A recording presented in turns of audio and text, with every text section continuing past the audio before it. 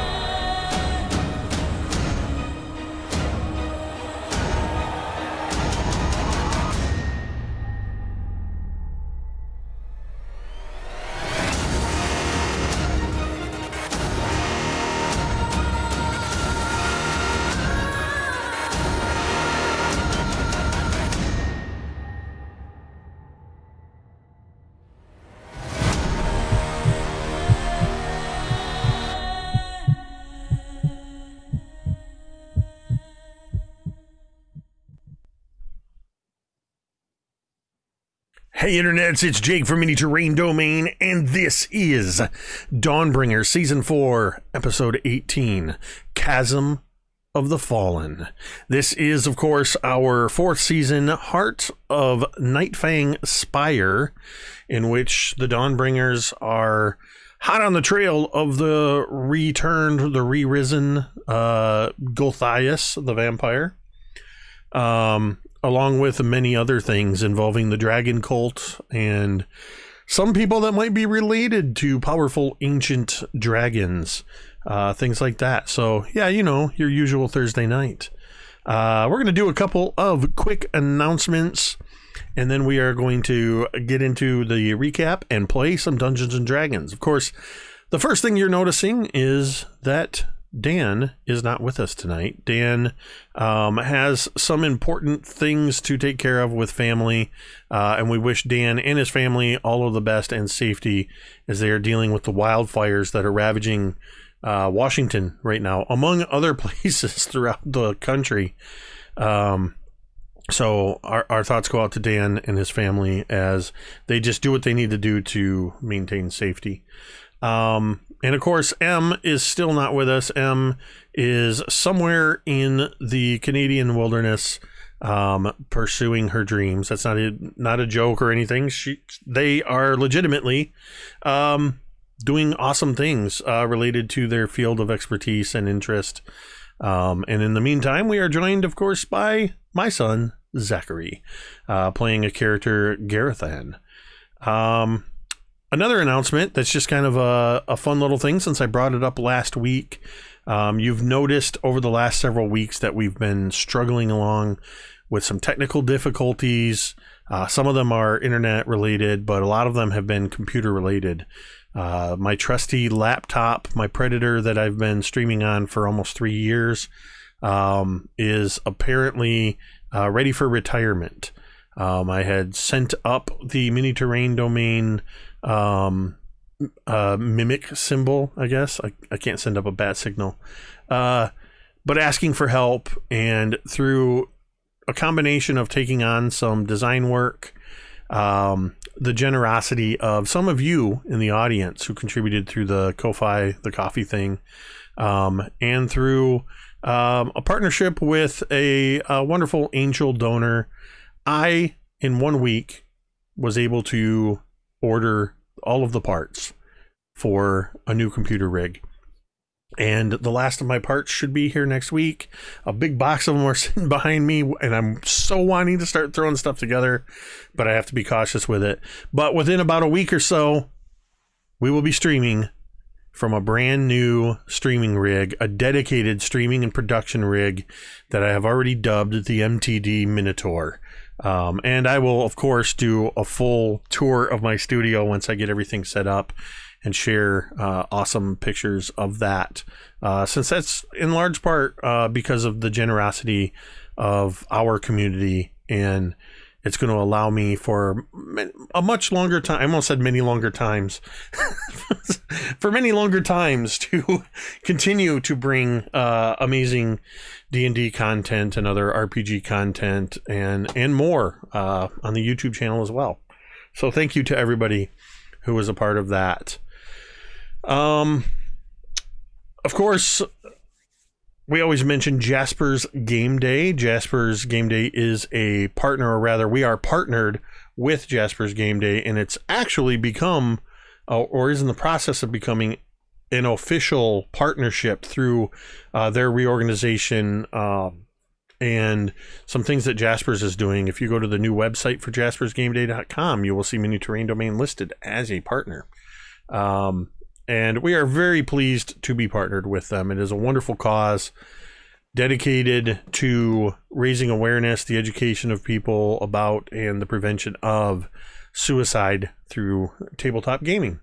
So using that link that Jeremy provided by typing !Jasper, you can donate directly to the cause. And that's how they raise money in the off time between the recent Jasper's Game Day Online convention and our forthcoming in May, the 2021 Jasper's Game Week. a regular thing that happens here, a week long of D&D games, 12 hours a day. Just a little sneak peek. There's probably going to be an extra day thrown in there next year. Lots of D&D, lots of fundraising, lots of awesome. Another way that you can contribute to Jasper's Game Day and get a little something for yourself is by typing !coffee in the chat and following the link to where you can purchase Metade Roast Coffee, a wonderful Brazilian and Peruvian medium roast coffee, personally selected by myself and MTD Dwight. We taste tested some of their roasts and chose this one to represent both Mini Terrain Domain and Jasper's Game Day through Initiative Coffee's Help Action. For every 12-ounce bag you purchase, $3 of that purchase will go to Jasper's Game Day. Next up, !MTD Claw in the chat will bring up a link for our channel partner and sponsor, Talon and Claw, makers of incredible wooden dice products such as this Dice Vault. I'm looking forward to very soon receiving my Whiskey Barrel Dice Vault. That was part of their first Kickstarter. They have dice trays. They have wooden dice. They've got dice towers, DM screens, all kinds of awesome stuff. You can follow that link, head on over there, choose out your favorite dice accessories, and before you check out, type in MTD Claw into the promotion window, and you will receive 10% off your order. And of course, that 10% will go to benefit the channel, actually, in this case. It ultimately helps the channel.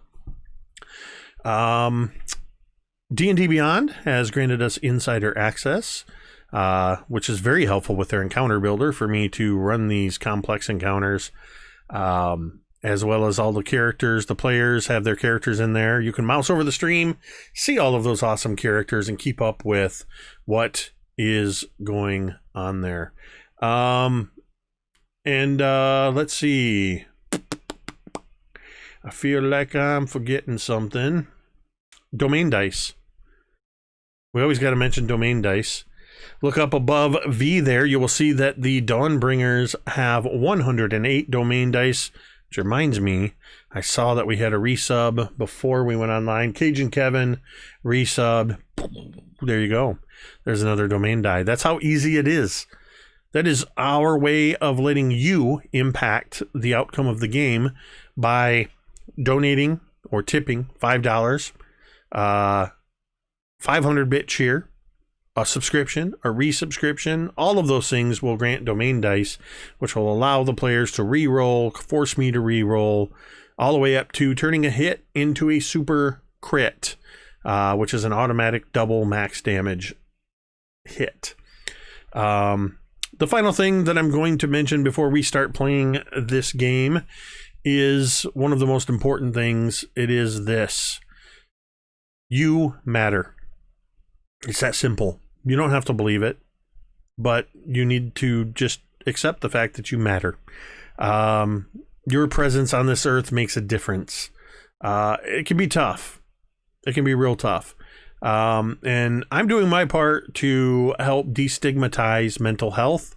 I'm very open about my own struggles with anxiety and depression. I have been seeing a therapist for almost a year now, and I had a really good session this week with my therapist. And as a consequence, this week has been a little extra awesome. It just was a good session, and I feel really good about it. I've been for the first time in a long time, feeling really good about some things. And, it's okay to not feel great about things, but you shouldn't let that linger. You should reach out to somebody and find who it is that you can go to for help. That is why we have made it so that you can come here to this chat anytime of day or night, whether we're streaming or not. And you can type !help in the chat. And you will see, as that has already happened, it also periodically pops up in the chat as well. It's on a timer. It'll show up every so often. And it shows up as it is right now at the bottom of our streaming window. That's how important this information is. There are several phone numbers and text numbers you can call. The National Suicide Lifeline here in the U.S., the crisis text line provided by the Canadian government or Canadian services, as well as the Canadian Suicide Prevention Services. And then there is a hyperlink there as well at opencounseling.com/suicide-hotlines, where you will find phone numbers and resources for countries from all around the world. So please, please, as they say at Jasper's Game Day, you are not a critical failure. Please call those numbers, text those numbers, whatever you need to do to get the help. And if I'm not mistaken, I actually think today is National Suicide Awareness Day. And if it's not, I'm declaring it for this moment. Check in on your friends. It can be as simple as just sharing, copy and paste the information in the chat of all of our lifelines and put them out there in your social media. Let other people know about them, because you matter. All right, with that, I think we are ready to play some Dungeons and Dragons. We're going to get on with this Chasm of the Fallen. The Dawnbringers. You have been making your way through now the catacombs, far below the Nightfang Spire, where you once started hundreds of feet up in the air. Thorgarn was nice enough to measure that distance personally, as he found a trap a while ago and fell over 100 feet to the ground. And now you are an undetermined distance below the ground, below this spire, making your way through door after door after door, looking through crypt after crypt, sorting through bones, gathering up every shiny coin and precious gemstone and magical item you can find. While recently, Cantriel learned through a conversation with the spirit of her mother that inhabits her magical bow that her father is, or rather was, half dragon. He was not just elven, and has therefore learned that she has the blood of a Chardalon in her veins. Somebody who her fate has seemingly been intrinsically tied with, only recently learning how intrinsically she's been connected to this ancient dragon. Also along the way, the clockwork wizard Fig began experiencing strange fugue states until one day just all of a sudden a portal appeared below Fig, and Fig fell through the portal and vanished. Instantly a portal opened in the ceiling and a mysterious Githzerai appeared. They learned that he had also been experiencing these strange fugue visions and had seen the Dawnbringers at various times. With no other recourse at the moment than to travel with them, he has been proving his fighting prowess alongside the Dawnbringers. Most recently, they have found themselves leaving an area of crypts after fighting a animated pedestal and retrieving the second portion of the dragon key that they need. They began traveling forward through a corridor when they just barely heard the sound of a door closing at the end of a hall and heard what sounded like a pebble hurled down the hallway before the entire hallway exploded in fire. Surviving the flames, they rushed into the room ahead where they faced 3 morgues, these skeletons with internal organs still there, and most notably, long tentacle-like tongues with teeth on the end of them. But they made quick work of these morgues. In particular, Griveth, the paladin of Eldath, turned undead, and in a surprising move, the 3 surviving morgues, there were actually 6 morgues in there, the 3 surviving Morgs ran out the alcove to the west, hurling themselves down 100-foot deep chasm, where they found, or rather they can hear, and Drown, with his superior dark vision, can see hundreds of undead zombies and skeletons filling the floor.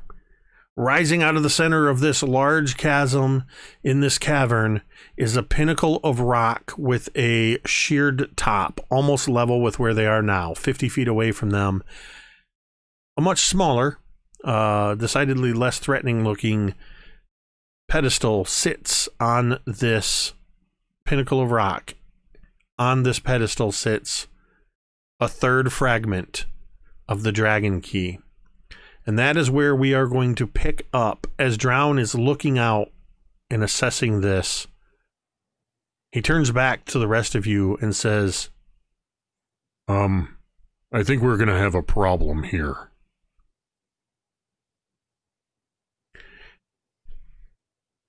And he points, I believe everybody but Griveth. Gerithan, you have dark vision, correct? Nope. Oh. Everybody but Griveth and apparently Gerithan, because it's within 60 feet, you can just make out the pedestal sitting on the far side. And then he kind of points down. That's a lot of undead. Oh, great. This is fun. Oh, I could do that flying thing again. You know, turn into a bird. Do a bigger bird this time. Did we try to see if we could just pick it up with magic again? See if this one's different? Well, I could Noorman try. can't fly. What can you do?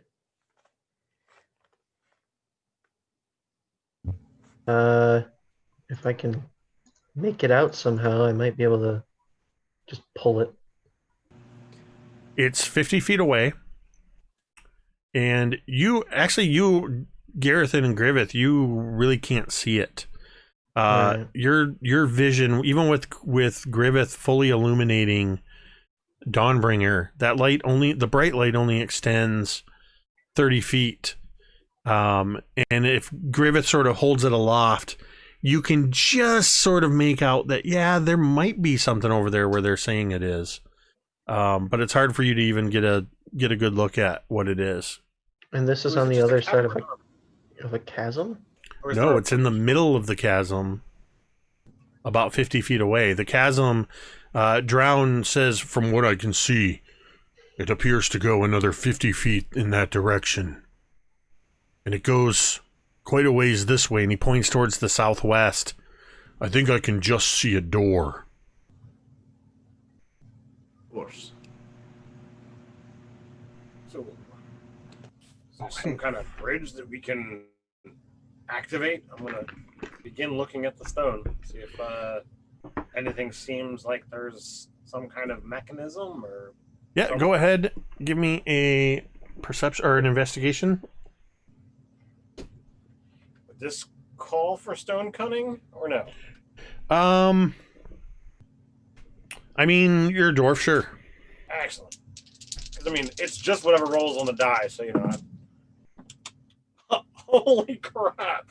It's an 18 and a 20, so a 20. Okay. You begin looking carefully around the edge of this, and you don't see any signs of any kind of a mechanism. But what you do see is right at where the edge of this is, as you are right on the edge of where it drops down, looking to the left and right, you see that there is in fact a narrow ledge that traverses around this entire cavern. At its widest, it's 18 inches. So, I found something, but it might be a problem. And I'll point out the small little ledge. Does it lead to the door? You gotta be kidding, my leg's bigger than that. Somebody roll a perception or investigation check for drown for me. All right. It's a 17. Let's see. His Oh, they're both -1. But you said that was a 17 on the die? Mm-hmm. So that is enough.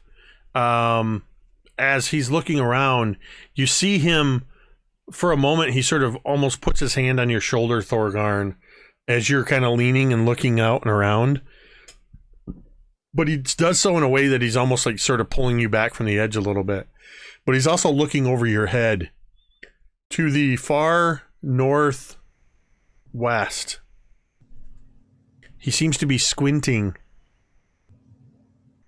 I think there's another door, but it's down there. And he points down at the far side, at the far down into the darkness, where only you can see darkness, and you can just hear that continuous rustling sound like dry leaves, and you hear that.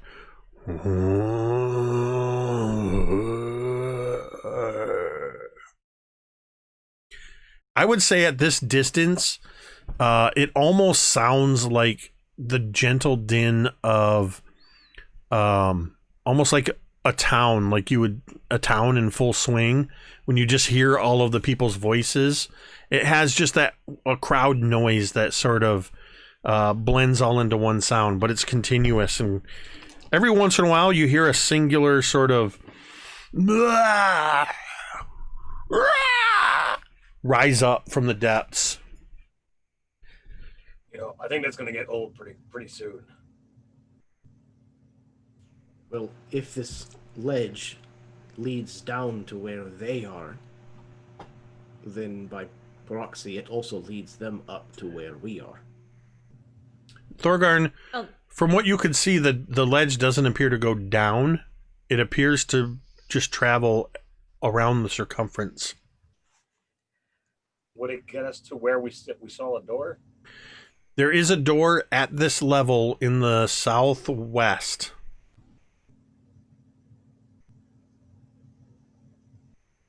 Which is more or less the same direction you came from.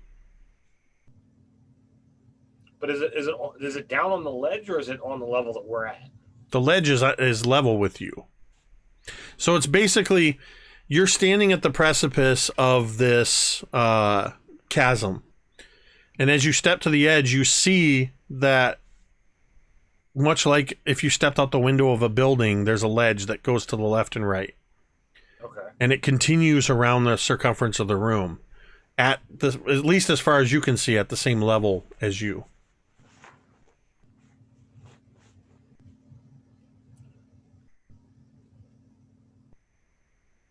So did we figure out the rod, the immovable rod? Yeah, you have an immovable rod. So, we technically have got, that stick that doesn't move. So that could be useful for something if someone got a mind for a plan. I got something of an idea. It's kind of risky, but I can, using my affinity for psionics, I can leap a pretty great distance. I could potentially leap towards this key fragment with that rod in hand and activate the rod midair. Hang there. The only thing is, then I'm hanging.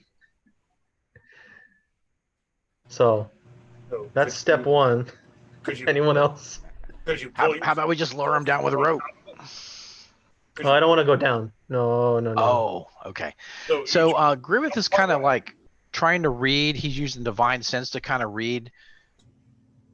I sense there's zombies in the pit, right? You wouldn't be able to sense them. They're too far away. Your range is only 60 feet, right? Oh, it's further than 60 feet? It's 100 feet down. Oh, gotcha. Okay, I see. Okay. You only know they're there because Drown told you they're there. Okay, but the pedestal with the key is about 60 feet down. Nope. The pedestal with the key is straight ahead of you, 50 feet. There is, in the middle of the chasm, there is a pinnacle of rock that rises up. The top is sheared flat. It's roughly the same level as you, 50 feet away. Oh, okay. All right. And it is roughly 10 feet in diameter.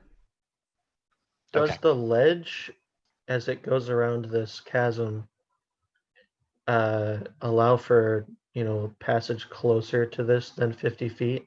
Or does it just go around? There's a point, if you look to the left, if you were to maneuver along this narrow ledge for about 25 feet, there is a point that gets you within 20 feet of this pinnacle of rock. That's as close as I need to be. That's closer than I need to be. If I go along that ledge, I can get close enough to grab the key. What happens if that platform turns into a monster of some kind, like the last pedestal, or it somehow dumps you into the ground below? We tie a rope to him so we can pull him up if he falls Tie in. a rope. There you go. In a pinch, I can try and jump to safety. Okay. Can you use the thing with your hand? Aye. That's the plan. He's gonna reach out and pull a torch from his backpack and light it and hand it to Gerithan. Why don't you see if your hand can carry that over there, so at least you can see what you're doing? I pull the lantern, bullseye lantern off of my pack and turn the lever and a beam of light shoots out. I think I got that covered. Well, that would have been handy. He just kind of tosses it into the pit with the zombies. Oh no, don't do that. Roll me a percentile, Jeremy. Oh no. 77. I rolled a 69. Nice. So you're well within. I was going to say there was about a 15% chance that you would set some zombies on fire, and you do. You see far below, and you sort of hear a rising, and for just a few minutes, there's a section where the fire spreads a little bit. You don't know how many, but yeah, you just took out some zombies in the pit with your torch. He just kind of dusts his hands off. Drown just looks at all of you and says, "So if you go over there and do this, what then? What is our next plan? There's that door to the south, and there's the door down in the pit."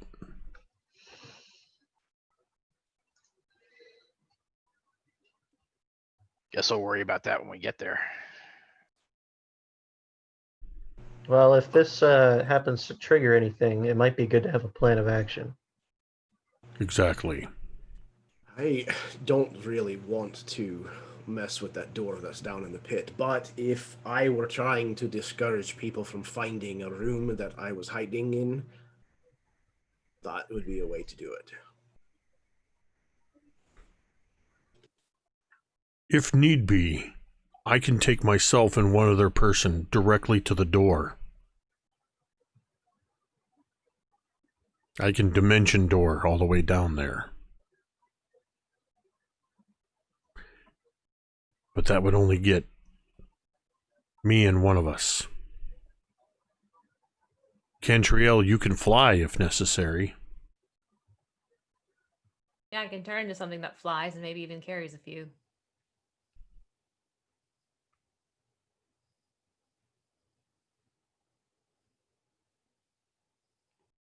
Can anybody else teleport? I can. With my my cape. I think it'll allow me to take someone with me as well. I believe the cape functions as Dimension Door does. Yeah, it says you use it to cast the Dimension Door spell as an action, and it Right. doesn't say anything about changing. Yeah, so you'd be able to. You would also be able to take one willing creature with you as well. So that would get 4 of the 6 of you, 5 with Cantriel turning, and if Cantriel could take that one last person. Sorry, if Cantriel could take that one last person, then we can all get to that door if that's where we want to go. Well, obviously, the ones wearing the heavy armor would probably be best suited to go through the magic door rather than being carried. I'm pretty light. Looking at, myself and Griveth. All Sounds right, fine cousin. by me. I'll take you. And I can take Griveth. Please do. Of course, we don't know if the door is locked. And we may still have to contend with some of those undead. And we still don't know if it's going to trigger anything when he takes the key. Well, if I end up down there, I pull one of the flasks from my belt. It's the small little vial with orange flickering liquid smoke at the top of it. I can down this and scorch a few of them. How hurt is everybody? Should we heal up a bit before we try this? That's probably a good I idea. would say no. Yeah, it probably is actually. I just remembered. I'm at about in pain. I'm at about 80%. About the same. So do we feel comfortable resting here? Is there a better point to backtrack? Cantriel, Yes. Yeah, we could do a rest. as everybody starts talking about a rest, you catch sight of something that moves through the darkness. You see just a flash for a moment at the edge of your vision. You caught just a glimpse of something pale. Maybe white, but you're not sure. I don't suppose anyone else saw that, did you? What? Something Everybody that can was make a crazy. perception check if they would like. I'll roll for Drown. Drown has a 10.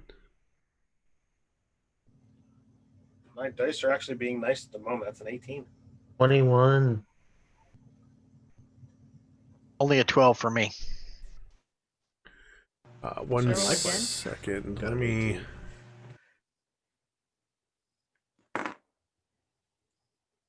Well, I rolled again, and that's a 28 now. Okay. Anybody with a 20 or higher? Gerithan and Cantriel. You see it again, just at the edge of your vision. Something seems to just glide through the air. A little bit lower this time. It seems to move around the edge of the pinnacle of rock in the middle. Mom, can you go look at that? This is a Kinju. Mom, there's a monster under my bed. I'm sorry, did you want me to see if there's a new monster other than the hundreds of undead? That would be great if you don't mind. Please? Do shadows have flight? I was just about to pull up. I think she has like a movement of... Yeah, I think they hover, float, type thing. See if I can open another Beyond window without... I got it. Hold on. Oh, nope. It's going to overload the... I got it. Let's see here. They are amorphous and says speed 40. Then if it doesn't say fly after it, then she doesn't have fly ability. Yeah, so she can meander. I can see if I can get closer along the edge. It's less problematic if I were to fall. Yes, we'll still be careful. She just kind of gives you that motherly look and starts to move to the left. Go ahead and give me a... she's going to be able to get to that point that Gerithan was eyeing about 20 feet away, 25 feet away. But I need a dexterity check. Okay. Moving along this narrow ledge. That is a 14. So as she's moving along, how many hit points does Shadow Mom have? Shadow Mom has 16. Yeah, I think I know how this is going to end. She's moving along. Drown's keeping an eye, although everybody can see her because it's within distance. She dips out of view for a moment, and then you just hear this. Whoop. And then you hear, sorry. Oh, I thought that was 3. That'd be 10. So 13. Yeah, I only rolled 4 of the 10 d6s for falling damage, and hit her hit point max. She's going to, when she hits at the bottom, and you feel that transition as her spirit re-enters the bow. And you just hear her voice from the bow. Sorry, dear. That ledge is very precarious. Yes, well, better you than the rest of us, no offense. Oh, that's true. I didn't get a look at whatever it was. Well, actually, wait. I will let you make a disadvantaged perception check as she was falling through the darkness. Yay!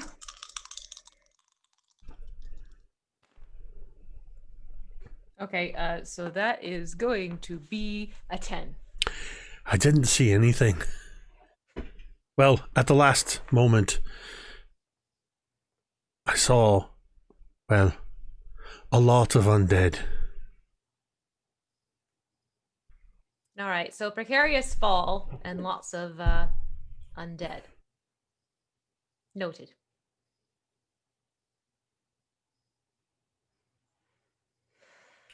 Can I try and, because I kind of got a glimpse of the thing too. Can I try and point my lantern down in and see if I can't get a better look? You're gonna do what now? I want to angle my lantern, my bullseye lantern, down into the chasm and see if I can get a better look at this thing. I will allow you to make a perception check at advantage. Advantage. I will take it.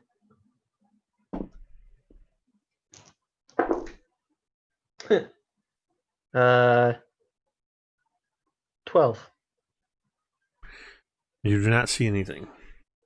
Roll a 2 and a 7.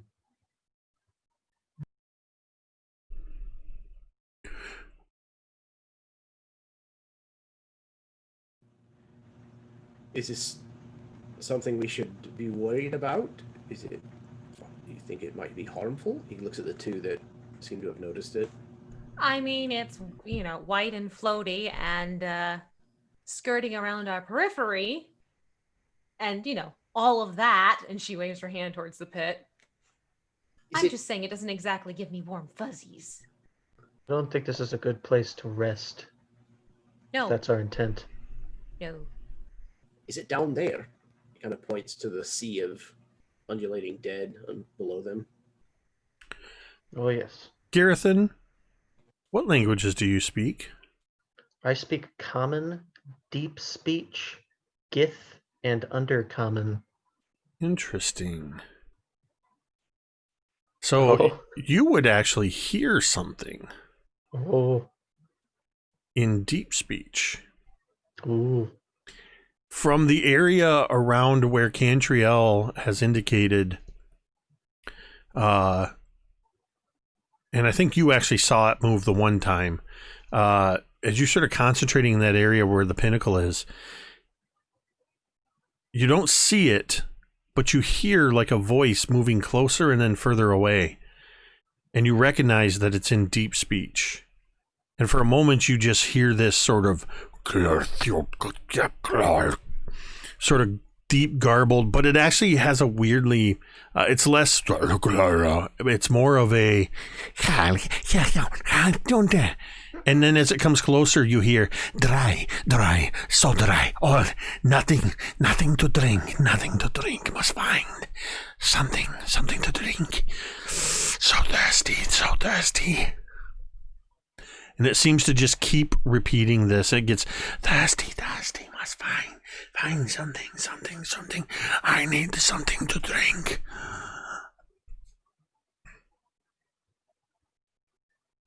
Huh. Gerithan says, I hear a voice. It's speaking. Deep speech.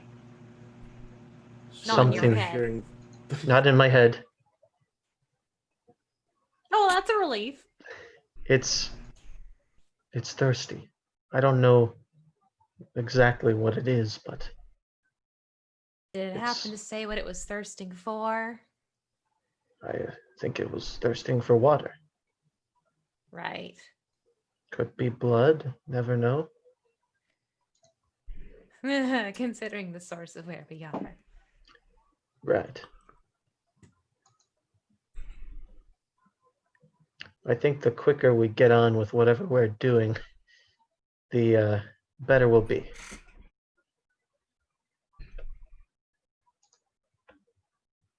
Backtracking and finding a spot to rest, or are we just gonna push on and see when that thing decides to show its ugly mug?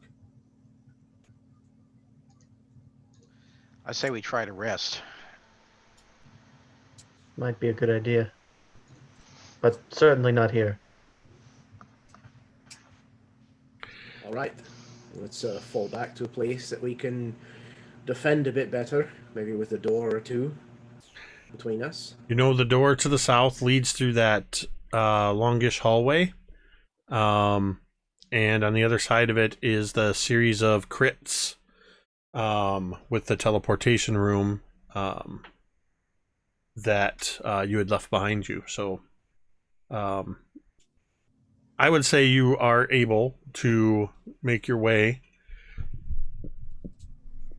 I would like everybody to make me a stealth roll as you leave this chamber.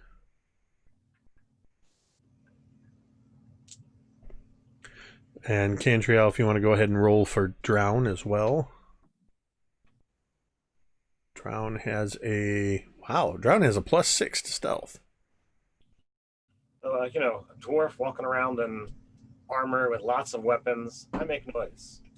That's a 5. 4. I was never very discreet. 9. Cantriel got a 16. Drown got a 17. I am not walking around in armor, but I also got a 9. I'm just loud. As you all turn to leave, more than one of you kick some of the broken masonry of these shattered sarcophagi that were around you. Thorgarn steps loudly onto a large dry femur bone that cracks, almost like a gunshot, echoing through the chamber. As you all are making your way out of the room,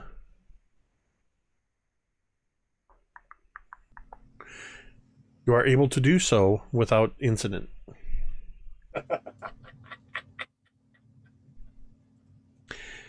How far back are you going? You're just going to go to the hallway? You're going to go back to the larger room that had the mimics that you fought and the giant pedestal, dragon pedestal that you fought? I think that room's got the most amount of defendability. Well, there is no longer a door there. I believe Thorgarn, you shattered the door. But yeah, I mean, only one point of entry. So yeah, you are able to go back in there, and you are able to take a short rest. That's going to do your warlock friend some good. He will regain one of his expended pack slots. Cantriel, are you going to do the Song of Rest? Yes, always. Is that that's a D6? That's a D6, yeah.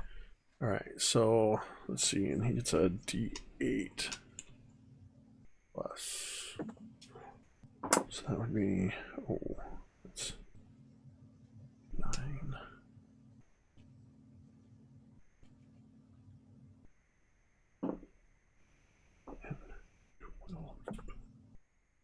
Okay. So Drown spends a couple hit dice, and is feeling much better.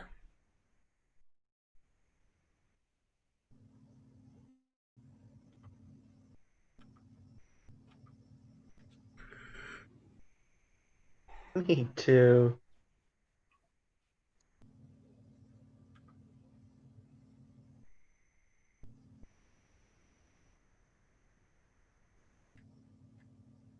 Chat is now trying to figure out what the lyrics to A Song of Rest are. Dice Ogre says it's a heavy metal cover. Northeast Geek thinks it's more of a hum. Dice Ogre thinks it's a lullaby, probably. We've actually heard A Song of Rest from Cantriel in the past. They are very lovely tunes, custom tailored to... Now that I would like to hear. Cantriel covering Warduna, which is like Viking music, I believe. Mongolian throat singing. Yes. No. No, I like my voice. Thank you very much. I couldn't even imagine you trying to do what that would sound like. Throat singing. That takes practice. The Who is pretty awesome. I have to admit. Yeah. Like the HU Who, not like the well-known band. Oh yeah. Yes, I've heard them as well. It is Wardruna. All right. So unless there's anything you specifically want to do during the short rest, we can just hand wave that. And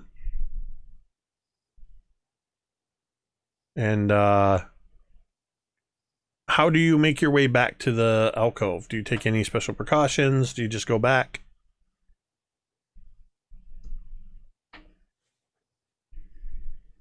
Should I change? She'll say, should I change here or there? How long can you maintain that shape? Well, for a little bit at least. Is it polymorph? Yeah, it is polymorph. It's an hour, I think. Yeah. Yep, up to an hour. As long as I'm concentrating on it. Maybe you should wait in case when Gerithan takes the key it triggers something. We might need your bow. Fair enough. And whatever bird you're going to turn into, I don't imagine it would be very easy to move through this hallway from the doors. I don't know if maybe I should do a bird or something else. That's a very telling That's a very telling smirk, V. V's up to something. Cantriel is up to something, I could tell.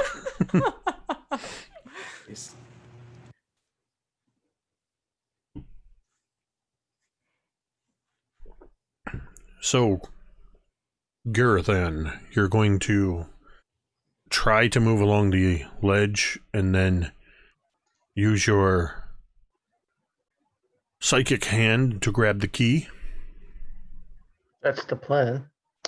I'd feel a lot better if someone would help me tie a rope around myself and have that backup plan. Of course. We can do that when we get there.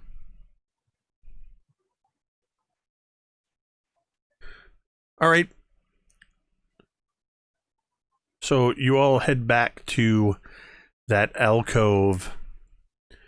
And as you enter back into the alcove, you can still hear the rustling sound from far below and the murmur, crowd sound coming from all of the undead. Cantriel, you hear what sounds probably like what Gerithan described. It seems different, closer, this sort of high-pitched language that you've never heard before. And some of you can pick it out. Cantriel picks it out first because she hears everything. And Gerithan, as you enter into the alcove, you can hear it. Something to drink. So thirsty. It was here and now it's gone. Where is it? Where is it? I heard it. I thought I saw it.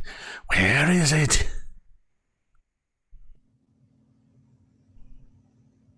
Will relay as word for word as I can get what I just heard. That's not good. No. We just tell it where we are, get the fight over with. We know what's going to happen.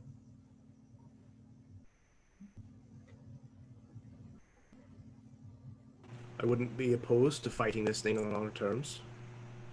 I mean, you know, that ledge is small. I have no desire fighting there. No. And the thing is already, you know, sounds weak if it's, you know, whining like that. Weak and desperate. Which could lead to violent tendencies. The creatures I know who speak the deep tongue, I have a proclivity for don't shake your head. Phrasing. Anyway. I was just saying it before Jeremy did. As I was saying, the creatures I know who speak deep speech, I have no qualms destroying. Don't you speak the language? Well, yeah, but I learned it to hunt them better. Oh, so you're not looking to slay yourself? No, it's not my native tongue.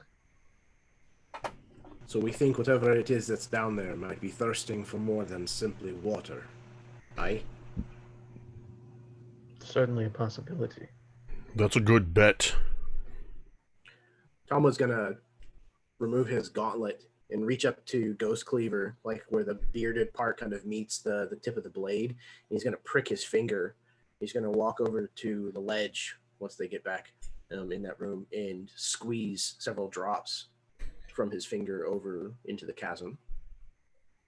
I'm going to ready an action to throw Forge Fane at this thing, whatever it is, when it shows up. Draw my scimitars. You ready? Cantriel, what are you doing to ready? Have the bow drawn. I have a question. Because I'm not exactly sure, and we're also underground.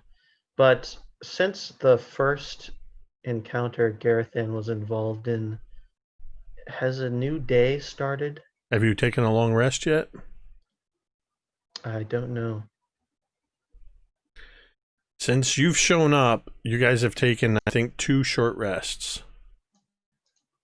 You have not taken a long rest yet. So it is not a new dawn yet. Okay. All right. I can bring a new dawn if you want. I need a different kind of dawn. Oh, okay. So everybody readies themselves. Weapons are drawn at the ready. People take up their positions. We hear and see somebody's foot shift as they change their stance. We see and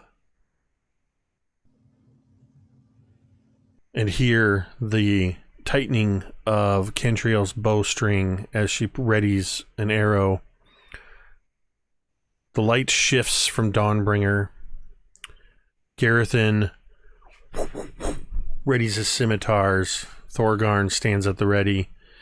Talmud with Ghost Cleaver in one hand, I believe you said. You prick your finger and you hold it over the edge. And we see a drop bead up and fall. And the camera follows it. Until at the very bottom, there's a zombie shuffling along. It looks up. A couple more drops of blood fall on its head. And about 30 feet above its head, something large moves, detaches itself from the wall. A shadow. And Gerithan, you hear from further away, getting louder.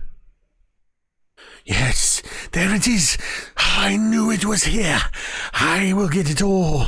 It will all be for mine, and you can have whatever is left. And Talmud, I need you to make me a perception check.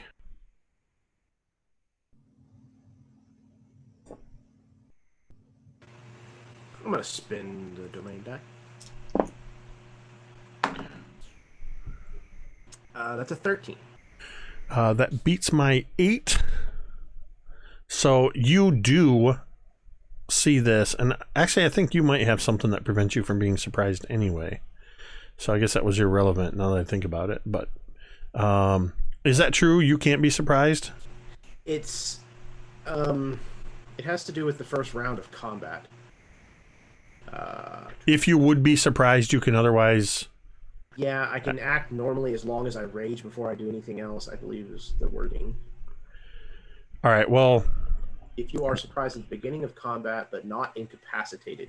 You can All right. act normally Well, on okay, the first this rage. prevents you from being surprised because you see the shape. Okay. What appears to be a squid-like entity, very large, rapidly approaching you. You see mostly white and red tentacles trailing behind it, and a single red eye staring up at you.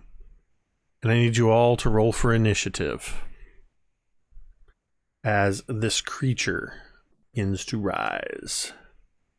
Drown just got a 16 plus whatever. Let's see. Drown, I believe, gets a +2, so an 18 for Drown.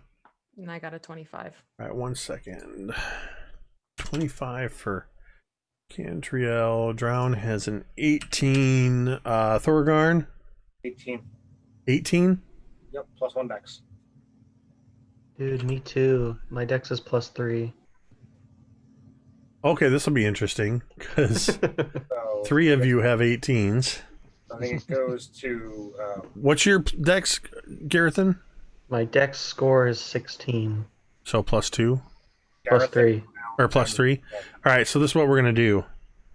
Talmud, what'd you get? I got a 19. Okay. So I'm gonna mitigate this way. Drown will be 18. Gerithan is gonna be There. Thorgarn. There. Griveth, did you get a 10? Is that what you said? Why is nothing... That's weird. Let's try that again. Talmud, you got a... 19. There we go. And then I just need to roll for my... I'm going to use this. Ooh, you're not going to like that.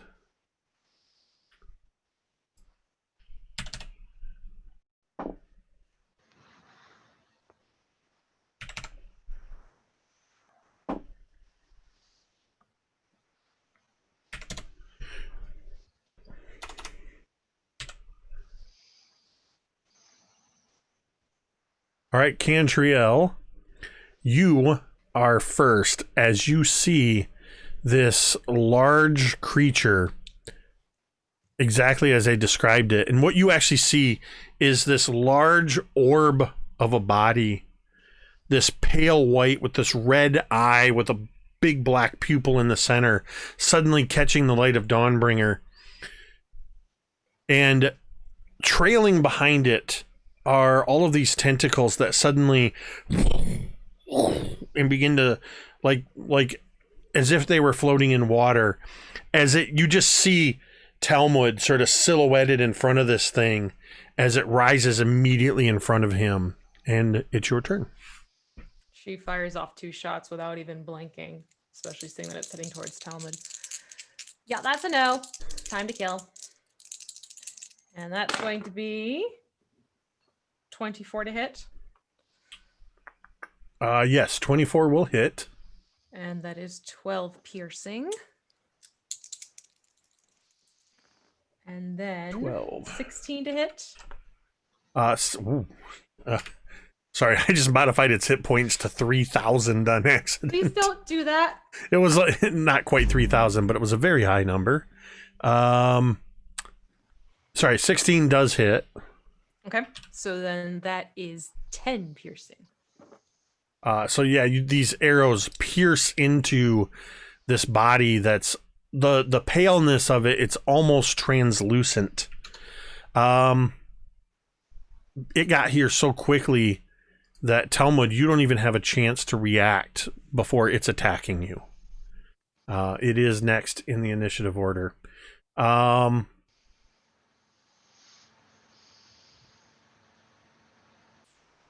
And it is going to attempt to grapple you with its tentacles. So the first attempt will be a 16 to hit. So the first tentacle reaches sort of quickly and just misses you, Talmud. The second one is going to be a 19 to hit. That first attack, it was almost like a distraction as another tentacle wraps around you and you feel the end, these sucker-like protrusions on the end of this tentacle hit the side of your neck. And for its third attack, I need you to make a Constitution saving throw.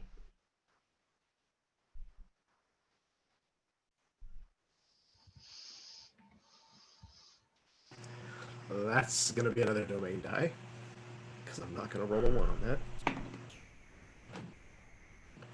How about 12 ones instead? That's a 19 total. You feel this tentacle sort of getting caught up in your beard, and it can't quite get purchase on your neck. And right now, nothing happens from that. You are grappled by this thing that stands in front of you, and it is now your turn. Am I close enough to do a sentinel attack on it? What's the range on that? 5 feet? Yeah. Sure. Okay, cool. Thank you. I'm going to try to cut Talmud free if I do enough damage. Okay. That's a 19 to hit. That will absolutely hit. Sweet. Okay, that's 15 damage. That's slashing damage from your longsword, From Dawnbringer, yeah. As It's you not undead or anything, is it? as you strike it, you don't know. As you strike it, you take 2 points of lightning damage as your blade hits into it. You see as you draw blood, that lightning actually arcs out of the blood itself and damages you. Cool. If it is undead, it will take more damage. It does not appear to be undead. Okay, cool. So Talmud, it is your turn. So this thing's like all up in his business, and he's trying to get enough space to get a hold of Ghost Cleaver with his second hand, now ungauntleted, and is going to lament the fact that everything in this damn dungeon is trying to get off of me. He's going to try to push this thing back a little bit. I would like to try to break the grapple on this thing. All right, go ahead and make a athletics check. Oh, damn it. Okay, yeah. I was going to rage first, but I didn't. So, are you kidding? I'm going to spit another domain die. Sorry, everybody. There we go. That's a 27. Yeah, you're able to yank at this thing, and it has the skin of this thing is very smooth and cold. It kind of feels like a fish that's been out of the water for a while. So it feels like it's something that would normally be like wet, but is not. So it has this weird sort of leathery texture to it.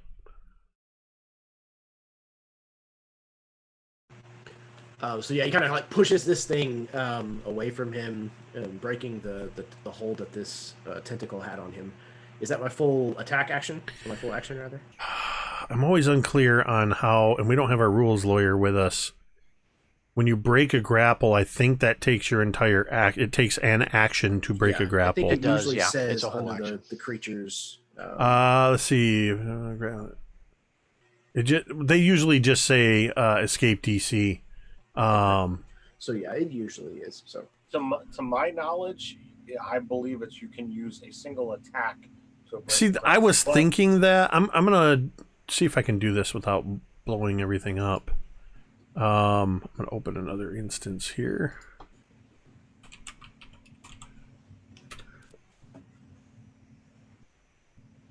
When you want to grab it, or you're able to make attack on the target of your grapple.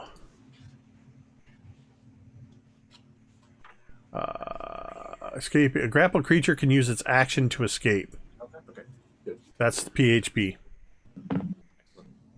So as he has kind of freed himself from the grapple of this thing, he's going to finally get into his actual fighting stance now, grab a hold of Ghost Cleaver, and as he does so, the tattoos on his arms and his face begin to glow a brilliant blue color, and he starts kind of like, his shoulders kind of stoop, and he kind of starts like, I'm going to have fun with you. But I'll have to wait till my next turn. So, Gerithan, you are noticing that right now this thing is sort of hovering right at the edge of this ledge. Talmud and Griveth are currently engaged with it. There is literally room for one more person on this ledge to engage in close combat with this thing. If any more try to move in there, there may be problems. Well, I suppose I will do the Gerithan thing and run up and engage. And I'll start slinging off some old scimitar attacks. Sure. All right. Oof. I'm gonna use a domain die on that first attack. I don't like the number 2.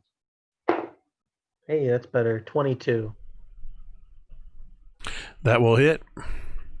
Should I just go ahead and roll all these? Well, that depends. Roll your damage on this first one. Okay. I am going. Do I want to do that? No, I'll hold off. This will just. I won't empower this one yet. That's 8 points of slashing. As you slice into it with your scimitar, the blood sprays across, doesn't even touch you, and you see bolts of lightning arcing from it, and you take 10 points of lightning damage. Oh, So now it's up to you if you want to keep attacking it. now it's up to me, huh? Well, first I'll take that damage. Actually, I'll use my reaction to try and reduce that with my protective field. So I take no points instead. I rolled a 7 plus 3. All right. So as these bolts of lightning kind of lurch out at me, the protective field kind of deflects them, and they just sort of fizzle out just before they hit me. But seeing that, all right, I'm gonna make one more attack against it, and I'm gonna psionically empower it. That is if it hits. And I'm gonna try and use that to pull it kind of towards us and onto, like, so that more people can get around it. Make me an insight check real quick. An insight check, I will.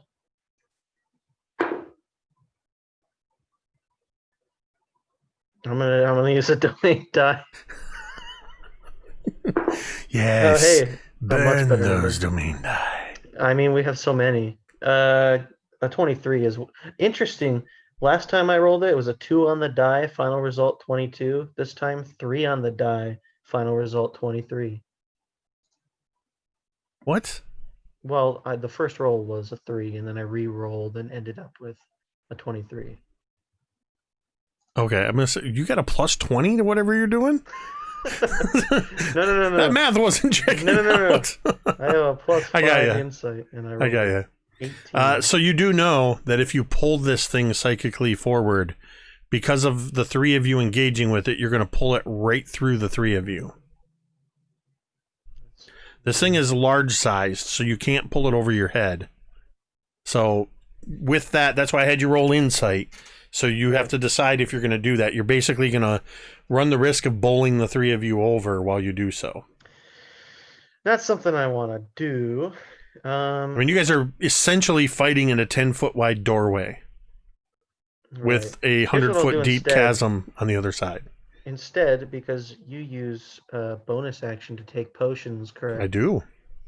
I'm going to pull that flask of flickering orange liquid, pop the cork, smoke pours out, and I down the potion of fire breath I have. Okay. Is that the end of your turn? It is the end of my turn. Drown is up next, and Drown is going to... I think this is a case where Drown would utilize the... his Eldritch Blast.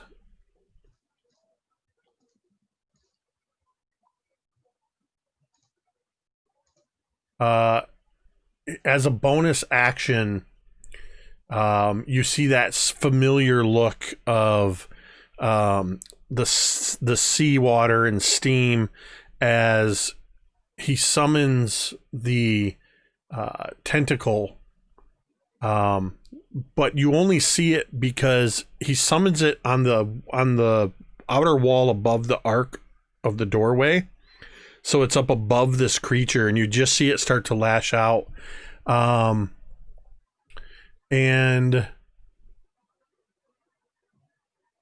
Looks like as part of that bonus action, it can make a melee spell attack. So it's going to do so. That is going to be, what is his spell attack bonus? Holy crap, plus 12. 22 to hit with this tentacle. And that is going to do... I don't know why I'm rolling these. V, roll 2d8.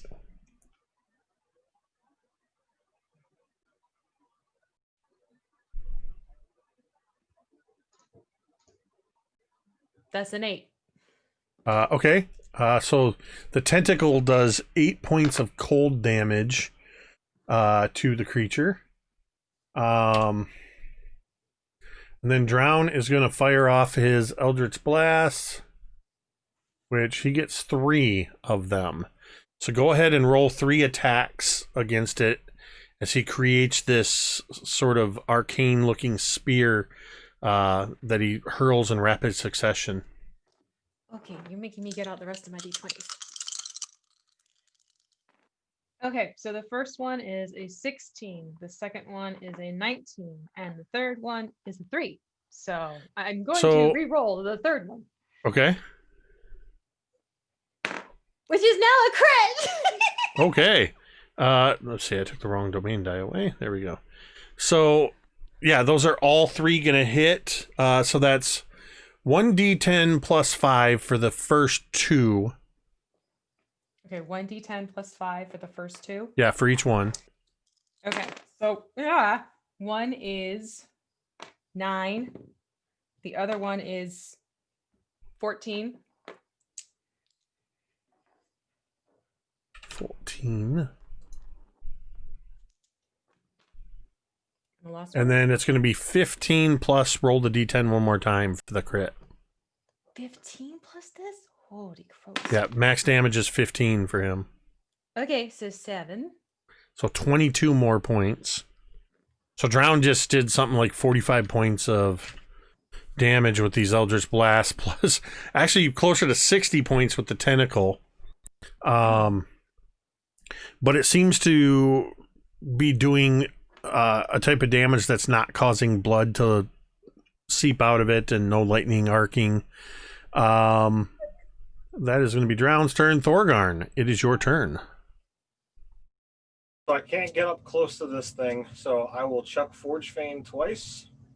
Do I have the ability to have a shot there? Yeah. Right, I have a 25 and a 26 to hit. Yep, both are hits. That is a total of 24 points of magic bludgeon damage. All right. Rapidly, Forge Fane flies through the air, teleports back, returns to Thorgarn's hand, and flies out once again, landing with a dull thud against this creature, bruising its pale skin. The eye, the singular large eye, is growing angrier and more desperate looking as you are just pummeling against this thing. I would like everybody to make me a perception check. Griveth, Talmud, and Gerithan can all do so with advantage. Good lord. 3. Did you say 3? Okay. That's when you roll a 2. Okay. 13. 16 for Griveth. I also got a 13. 20 for Cantriel, and it's a -1, right? Yeah, -1 for Drown. 7. So, who all got a 14 or higher? Cantriel, Talmud, and Griveth. You all see something out in the darkness of the chasm behind this creature. At a distance that seems to indicate that it's probably somewhere in the vicinity of the pedestal. you see, seeming to appear out of nowhere, a singular purple light. Little motes of light begin to go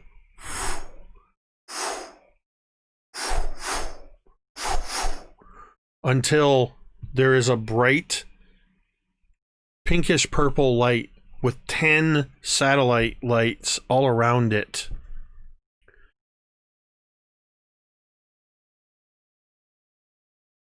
And a creature moves forward, just catching the illumination of Griveth's Dawnbringer. As you see that the large purplish light is in the eye socket of a large skull, and the 10 purplish lights revolve around this large skull. And that is where we are going to take our break. And it is going to be this new combatant's turn when we move in. Yeah. So things are not going well for the Dawnbringers at the moment. As they decided to taunt whatever it was craving their blood, apparently. So we are going to take a quick 10-minute break. I'm not going to run the counter because that'll probably break everything. But we are going to go ahead, switch over to our break screen. We will take approximately 10 minutes, and we will be back with more Dawnbringers. It looks like tonight we might only have a room count of 1. It doesn't count that they went backwards. Those rooms don't count. But I'm more interested in seeing what the body count is going to be. With that, we're going to take our break.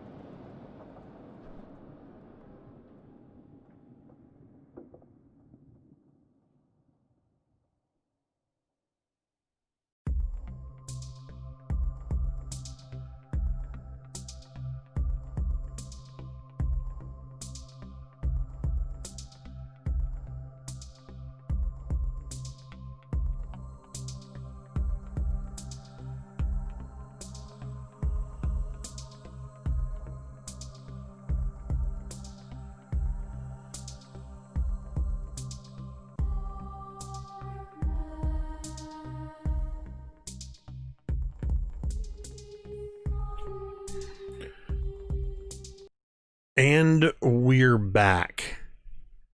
The large disembodied skull has just hovered out over the chasm to within everybody's view. Well, most of you all see it now, but it was those three that had seen. Uh-oh. Jeremy can't handle it. Jeremy couldn't handle it. He bailed. I was over here. He bailed. And now 10. No, I didn't mean to scare you guys this much. What is happening? Zach was in the wrong place. We're trying I don't know what happened. Okay, hold on. Places. We need Jeremy back. Jeremy, you can come back in now. There we go. Okay, there we go. Okay. So this very large disembodied skull with an seemingly impossibly large mouth full of sharp, jagged teeth comes into view. It has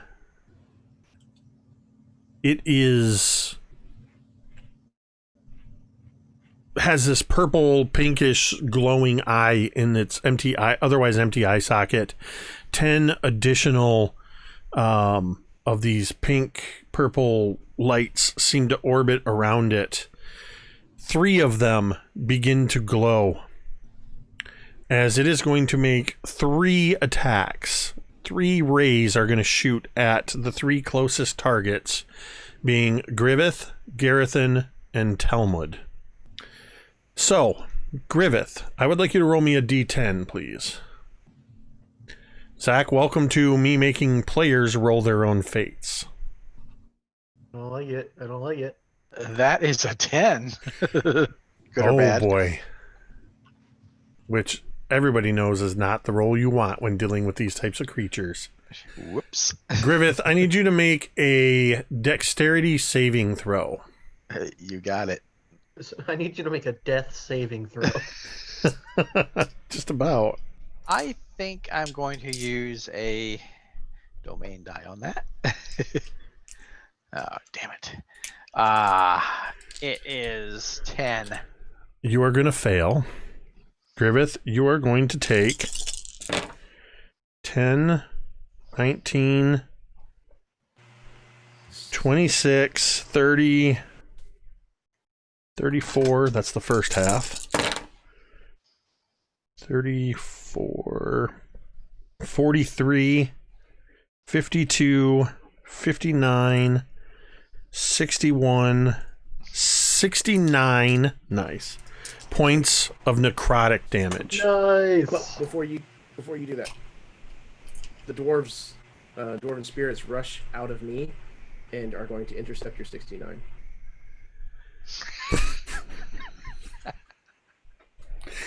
Okay, and what happens?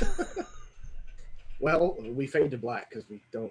Yeah, we're on stream right now. You don't want to know that. So do they take all of the damage? No. It's 3d6. Okay. So. Mature. This is the mature warning. All of a sudden, They absorb 6 so roll damage. 3d6. Oh, I'm sorry. So that is 11 points shaved off. Cool, So thank you. they take part of the 69, and you take then, what is that? 58 points of necrotic damage. I would say as this purplish light arcs across and hits Griveth, the spirits sort of intercept, and most of this energy passes through the spirits, hits Griveth, and Griveth grows pale for a moment, as you literally see much of his life force drain away from him. Gerithan, roll me a d10. Okay. It's a 9. Okay, I need you to make a dexterity saving throw. Okay. 2, 3. Ooh. Oh, I don't have a big bonus, but And you guys 22. just earned a domain die for the raid from Indigo Chameleon, who just raided us with 29 viewers. Ooh. Thank you so much for that raid. And subsequent follows, the host, all of that good stuff. Thank you all so much. And thank you, whatever, I can't quite read that. Just a female, whoever it is says I wore pants for this. Thank you for that. So you got, what was your saving throw on that? 22. You dodge out of the way as this energy arcs towards you, and you feel the air sort of sizzle, and as it strikes the wall, a section of the wall back in the alcove just disintegrates. Talmud, roll me a d10. Re-roll if you get a 9 or a 10. I rolled a 6. Talmud, make me a strength saving throw. I mean, I get the feeling that there's probably not a lot of good numbers on that chart to roll. No, it's varying degrees of bad. There's no question about that. Strength save. My rage does not benefit saves, I don't believe so. It's ability If you roll a checks. 0, you get a healing ray. Okay, so that's a 24 strength save. This light arcs into you, and as it hits you, you see it sort of, the light spreads out around your chest and arms, and you feel it start to pull you closer to the ledge. And you resist, you pull hard against it, and it sort of dissipates, failing to telekinetically pull you forward. No, I don't think so.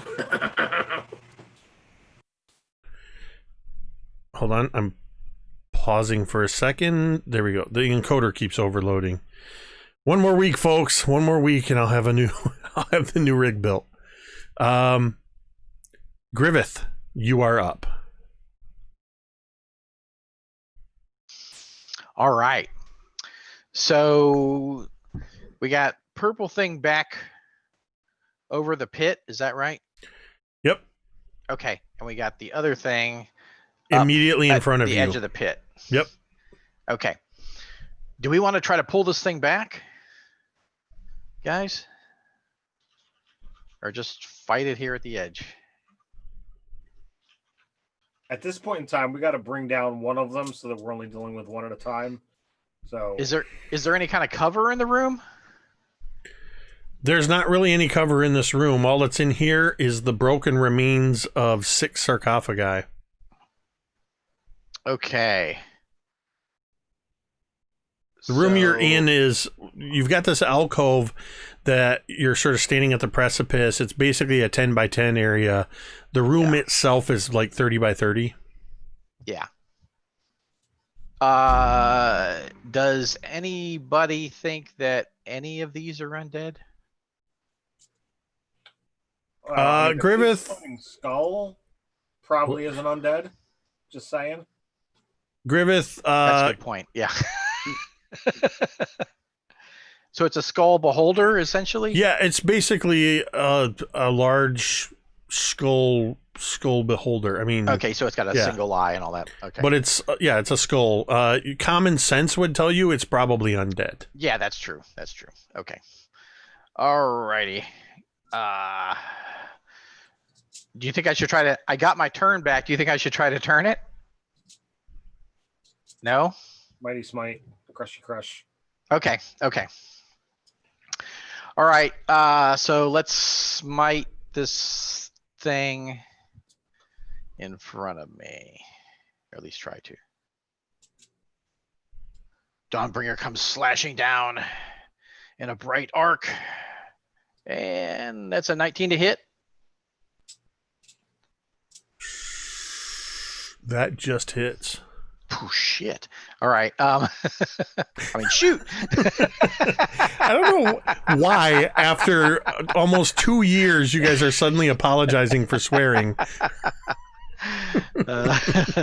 I'm not usually a swearer. Anyway. Okay. So a second attack. Oh yeah, that's 28. Then that's definitely a hit. Scotty hasn't even noticed. Everybody's laughing at that. I'm not usually a swearer. I call bullshit. Okay. That would be allowed, yeah. Okay. Okay, that's 57 points of damage.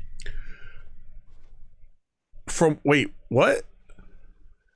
From both attacks hitting. On oh wait. Let me you still hit. Sorry. You're 19 hit for sure. And yeah, you're attacking the death kiss. Yeah, and the next one was a 28, so. Yeah. So it was how many points? 57 with the smite. Yeah, you total. You are also going to take a total of 6 points of lightning damage from each of your attacks. Three from each attack. Okay.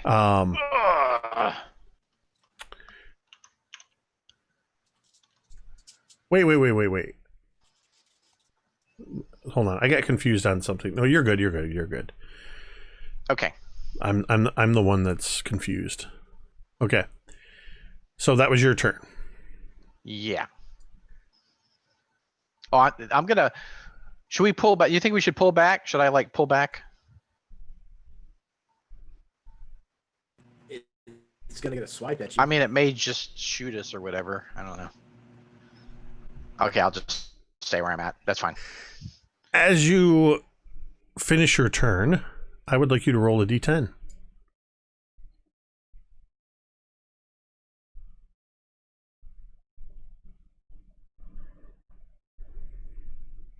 A 1. Wow.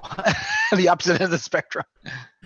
So the other creature, another lance of light shoots out towards you, and you need to make a wisdom saving throw as this light floats. It stops in front of your face and seems to fill your vision. Don't forget your... What was that, Ted? You cut off. I said, don't forget your bracer. Oh. Yeah, if you haven't used your bracer yet today, you have that one basically legendary resistance from your Dawnbringer bracer. Okay. I got a 17 save. You feel as if this creature is trying to mesmerize you into being allied with it. And then you sort of blink and shake it off, and the light dissipates. You succeed. It is now... let's see how these work. From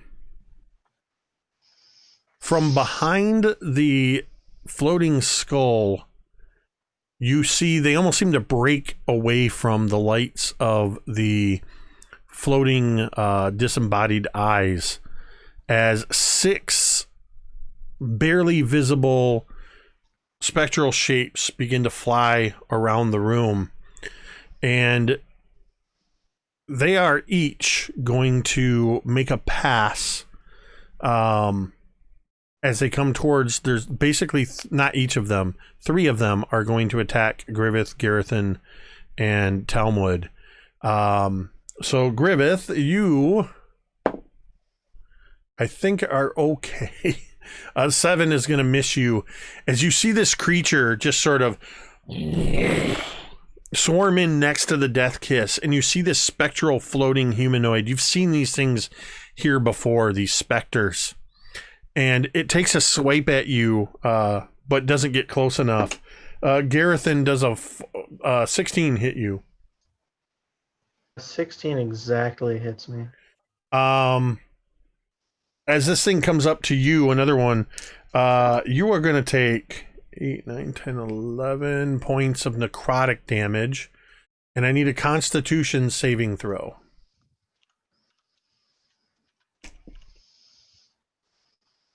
How's a 16? You are good. And then a dirty 20 to hit Talmud. Talmud, you are going to take 7, 8, 9 points, and I need a con save from you. 9 points of necrotic. As these attacks are happening, Gerithan, you all hear this similar sound as this death kiss has been making, but this time it's coming from the skull. As you hear this booming voice echoing through. It was a mistake to come here. He will never get to you. I will tear you apart. Of course, only Gerithan hears those words. The rest of you hear it in the deep speech language. How was your saving throw there, Talmud? Con save was 23. So you're good as well. You just take the necrotic damage. The other 3 are maintaining their distance, sort of hovering around this. Well, we all know what it is. I'll just say it. The death tyrant that's floating in the room. Somehow makes it worse when I say it, doesn't it? We are back to the top of the order, Cantriel. It is your turn, and you have your pick of like 8 targets. Oh, goody. Thank goodness. Come on. I think true to Cantriel's form, she'll take one look at the Death Tyrant and hell, why not? She'll go, oh, for fuck's sake. And she's basically casting Hunter's Mark on it.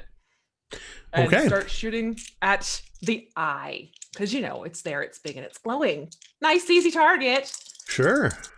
So we'll get 2 shots in with Sempre Cavatina. And the first one is going to be a 16 to hit. As you shoot towards it, the Death Tyrant just shifts a little bit and literally bites. And I use a domain dice. Okay. I'll allow it. Reasons. Okay, this time it's a 26 to hit. That'll hit. Okay, cool. And now we're looking at, hold on, what was it again? Got to flip back over from using that. So that is going to be a 15 points piercing. How many? 15. 15. Scroll, dang it. And then rapidly shooting off the next one. And this time, oh, really? It's another 26 to hit. And that is 14 points piercing. Is it just me, or does V's voice sound considerably deeper? Yes. I hear that too. I think it's coming through your whatever, through your microphone or through your internet connection. Your voice has dropped almost an octave. Yeah. It's been it was bouncing up and down. Yeah. It's weird. I was going to I was say. like, is she getting sick? It sounds like you're trying to do a drown impersonation. I'm rolling for him. No, I don't know why it's doing hit this. puberty too. Yeah, it's. I've seen that happen before. It usually has something to do with your connection. So yeah, you're just kind of coming in a little bit lower. Am I still coming in freaky low? Not too bad, but it's definitely noticeable. Should I raise my voice now? For the rest of this encounter, V will be attempting to counteract, though she can't hear it. Cantriel's suddenly speaking much higher. She's now a baritone. Oh, dear God. Oh, I have to go back sorry. and watch. So what was your second attack on the tyrant? 26. And the damage? And what was the damage? 14. All right. I can't breathe. We'll make a note. It's around the little right around the 2-hour mark in the VOD is where we'll hear. You can go back and hear your voice change. Things descended all of a sudden. All right, so you've taken 2 attacks against it. Wait, what did you say? I think you said what I thought you said.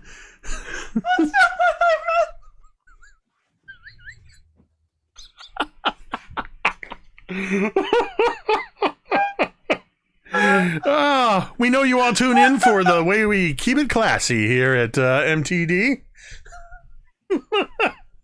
Definitely need to clip this section for that.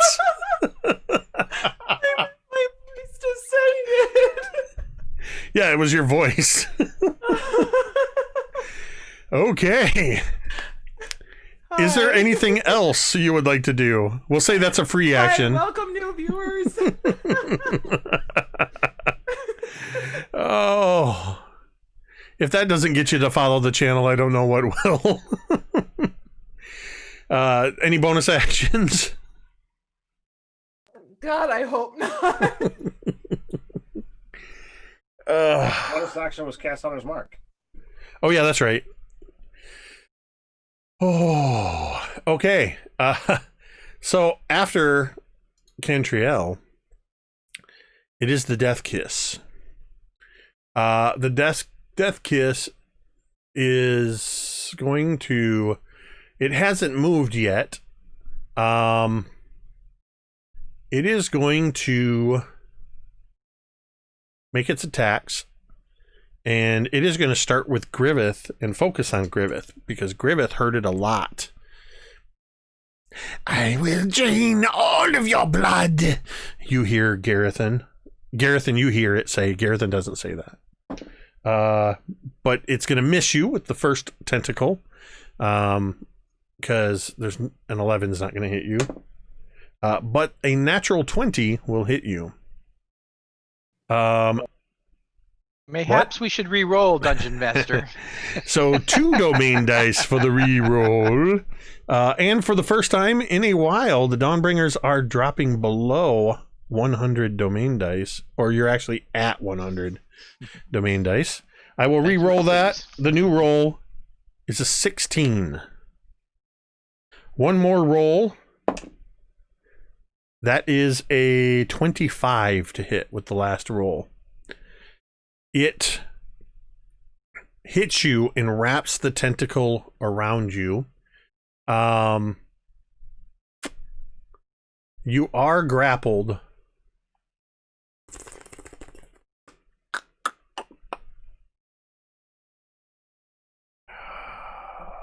Grapple is part of its action, so it is going to attempt to move back and take you with it. So I'm going to need a contested strength test as it is attempting to pull you off of the ledge. I am going to roll my Alrighty. Gold Dragon D20 from Easy Roller Dice. They're not a sponsor here, but nonetheless, I should not have used that die. That's how we build false confidence. All right, what do you got, Griveth? I got a 15. For your athletics check? Oh, no, I just rolled straight strength. Athletics? Yeah, it's contested athletics. Okay, I'll just add my bonus there. That's a 16 then. Then I got a 12. So this thing pulls until the tentacle is taut, and it is, well, actually, I guess technically, well, I said it. So Gerithan and Talmud, you will get opportunity attacks against it because it is moving while holding on to Griveth. It moves. It's attempting to move until its tentacle is fully extended at 20 feet. So it's attempting to move closer to the Death Tyrant. Oh, that's gonna hurt me when I attack it, isn't it? It will. Uh, You don't have to make the attack if you don't want to. you're right. You're right. Yeah, you don't have to make an opportunity attack. I don't know. When an opportunity presents itself, Gerithan rushes headlong. And a 25 is probably going to hit. 25 absolutely will hit. It takes 7 points of damage. All right, and you take 4 points of lightning damage. I had And- to use a domain die, but I got a 17 to hit. That's a hit. Good, good. Okay. going to be 14 points of magical slashing damage. 14? 14. All right. It is still up. You take 7 points of lightning damage. And it is now 20 feet away. Its tentacle is fully extended, and it's pulling against Griveth, who is still grappled by it. And Talmud, it is your turn. Oh, wait. Griveth, you seem to be the greatest threat here. I need you to roll a d10. Oh, lucky me. They're right in the middle. That's a 5.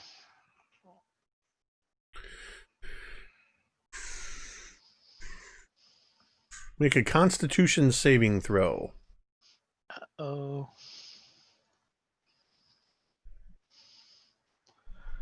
I'm gonna re-roll that. Another domain die that's down. a 15. That is a fail. So you're going to take the full enervation damage as this enervation ray strikes you, and you feel even more necrotic energy course through your body. You are going to take 8d8 of necrotic damage. So that's 12, 13, 14 plus... Wow, 4 ones total. 14, 15, 16, 17, 18, 19, 20. 21 points of necrotic. Not bad for 4d8. Yeah. I literally rolled 4 ones, a 2, and 2 3s. So you got lucky on that one, as it uses another legendary action against you. And Talmud, it is now your turn. So Talmud is going to take Ghost Cleaver and go...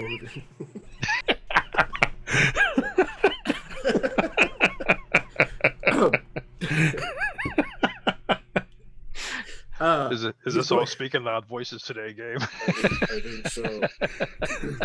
Deep voices, I mean. All right, Talmud, what are you going to do? Cantriel's going to fire about twice. No, Talmud is going to kind of step to the side where this tentacle has been pulled taut between this Death Kiss and Griveth.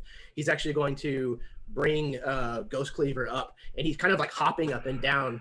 Yeah, and he's gonna bring it down twice, almost like a woodcutter. You know, first angle to the left and then to the right. Sure. As he attacks recklessly against this thing. 27. Yeah. Good. And the second is a 23. Yep. Excellent. So the first one is going to be 12 points of magical slashing. And you will take 9 points of lightning damage. Okay. The second will be 19 points of slashing. All right. Is there second damage coming? Yes. 6 points of lightning damage. 15 points. The tentacle... You have almost cut all the way through this thing, but it is still holding on. You see, as the blood is dripping, you can kind of see the trails of the lightning that arcs out from it as it drops down below.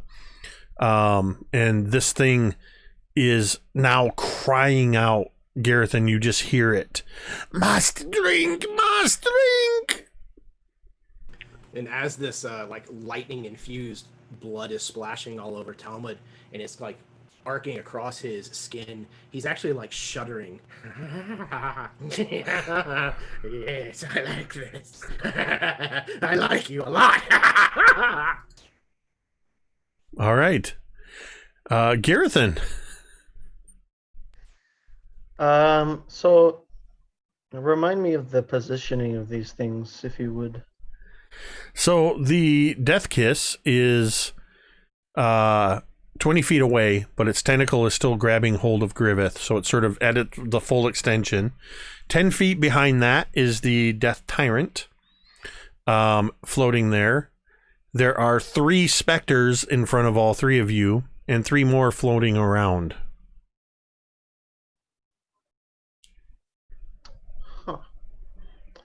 Okay. The Death Kiss flying, or is it like drop down below?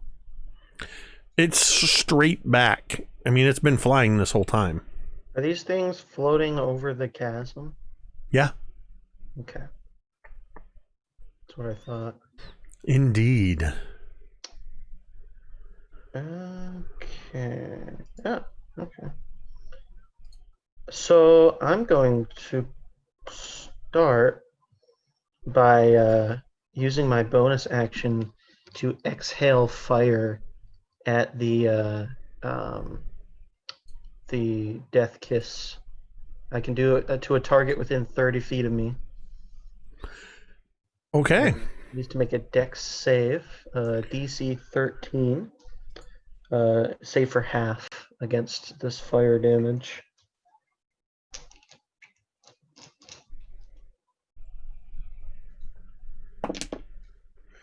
It is going to fail with a 5. Nice. It's gonna take 13 points of fire damage. How do you end the Death Kiss life? I run up to the edge of the chasm. I guess I was already there. I just kind of redouble my stance and puff my chest and just exhale this jet of fire at it. It wreathes the thing in flame, burning it, of course, to a crisp. The last thing to burn away is the severed tentacle that still clings to Griveth, and sort of loosens its grip before the fire gets to him. You see this burning hulk drop to the bottom of the pit, and you see this sort of as fire spreads, and you hear an increase in the screaming, moaning from the skeletons and zombies below, as you've no less, or no less, you've no doubt taken out several of these undead at the bottom. Gerithan, roll me a d10. Is this something that was happening at the end of my turn, or just something that... Yes. Because I'm not done. That was my bonus action. It's a bonus action to use fire breath? Yeah. Well, yeah, with the potion of fire breath as a bonus action. Oh, nice. Then So continue your hold turn. off on the death, please. Now, did this death tyrant that remains, did it utter anything in deep speech? Yeah, you heard it saying that it was a mistake for you to come here. I thought. It will destroy you before he can get hold of you.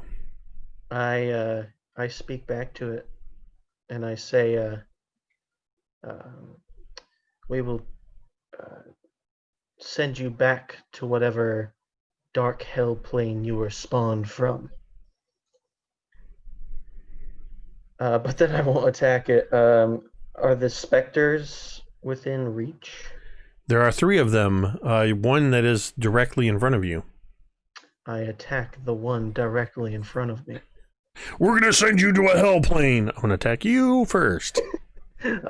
But first, and then, yeah, I'll make my 3 attacks against this specter. All right. It's a check die. 22. Yep. That's going to be 8 points of scimitar damage. And this attack is going to be psionically charged. I'm not going to do any sort of shove or trip. I don't think you can trip a floating ghost. But it is going to take an addition. Oh, well, it takes an additional 10 points of force damage, and then my die size shrinks to a D8. The second of my scimitar attacks is a hot 18 to hit. That's a hit. You got to watch that shrinkage in these underground chambers. Yeah. 4 more points of scimitar damage. which is exactly how many hit points it had left. Heyo. As it just sort of disincorporates as you bring your scimitar through it. You have destroyed one of the specters. Can I move to another? Basically, by moving, you just go. It's literally right there. Yeah, I will slash out to the adjacent specter with my final attack. Math 13 to hit. 13 will hit. Hey, all right. And this one's gonna gonna take an 8 points of slashing damage. All right. Now I need you to roll a d10. Now I'll roll your d10. A 5. That is going to be a D. No, I'm not going to tell you the DC. That is going to be a saving throw as a purple light arcs towards you. What kind of saving throw? That is going to be a sorry, wrong one. Constitution saving throw. Hey, I'm good at those. Hey, I'm gonna use a domain die. Hey, a 19. So that is a success. So you will only take half damage. I am going to use my reaction to reduce whatever this damage is. So that's what is with these D8s rolling ones? 10, 19, 19. That is 24, 31, 40 points, halved it to 20 of necrotic damage. Okay. You sound like you have more to say. No, it's half. No, I was sort of leaving it that way because you had mentioned you were going to reduce that. I am, yes. I reduce it by 6 points. So you will take 14 points of necrotic damage as one of these rays hits you. And I kind of try and, well, avoiding kind of dodging out of the way of this blast, I kind of throw a hand up and cast this force out, and it kind of helps to divert some of the blast. All right. It is Drown's turn. So, Drown has a couple of things he can do. Tell me what you roll. Drown. Actually, go ahead. Drown just says, "We have to end this quickly." Weirdly, he sounds almost exactly the same as Cantriel. Do I still sound low? A little bit, yeah. It's weird. He's going to cast Lightning Bolt at the Death Tyrant. Which will be let me bring it up. A stroke of lightning forming a line 100 feet long and 5 feet wide blasts out from you in a direction you choose. Each creature there must make a dexterity saving throw or take 8d6 lightning. Let me check something. All right. So it needs to make a dex saving throw. So you can go ahead and roll the 10d6 damage. Because it's going to take half on a success. So you need to roll 10d6 anyway. I'm just trying to find out what his 10. saving... Holy crap! His save DC is a 20. Yeah, Ty. Jeez. Unlike your voice. Sorry, that was probably the deepest it's been yet. You were like, yeah, that's high. He's got a Rod of the Pact Keeper. That's why his save is so high. Yeah, that's right. So some crazy DM gave him a +3 Rod of the Pact Keeper. I need to make sure to talk like this. So it's Dex. Okay, I got to roll an 18 or better on this die. I rolled a 19 on the die. So it does make it save. It will take half. What's that? It's a reroll. Oh, gonna make it reroll. Sure. Well, that probably sounded really weird. Let me adjust the domain dice real quick. It's a 19 on the second roll. Shut up. I pulled out my I can't remember what they're called. The Silverhand die, Laurel Silverhand dice. So it will take half of whatever you rolled from the 10d6. So that's going to be 19 points damage. Half. So Well, it's been halved already. I mean, you halved it to 19. yes. So Yes, this, I halved it to 19. as Drown just says, "Watch out," and he aims over Talmud's head. Watch Talmud out. being the shortest. This just lightning shoots across, illuminating the entire cavern, striking the Death Tyrant, and not doing nearly as much damage as he would have hoped. Would you put a Spectre in there as well? Since there was one involved with Talmud, and it totally fails, and it's dead. And it's dead, Jim. So, I gotta mark off a spell slot for him. There we My go. voice is so low. Okay. So, I don't know. I gotta look at Drown's abilities. I gotta see if he has any bonus actions that he might do. Can his Oh, that's right. He's still got his tentacle up. It can make an attack at one of the specters, the remaining specter there. So Cantriel V, go ahead and roll a d20 plus 12.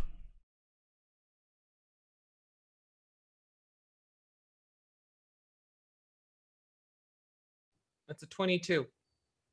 And 2d8 damage.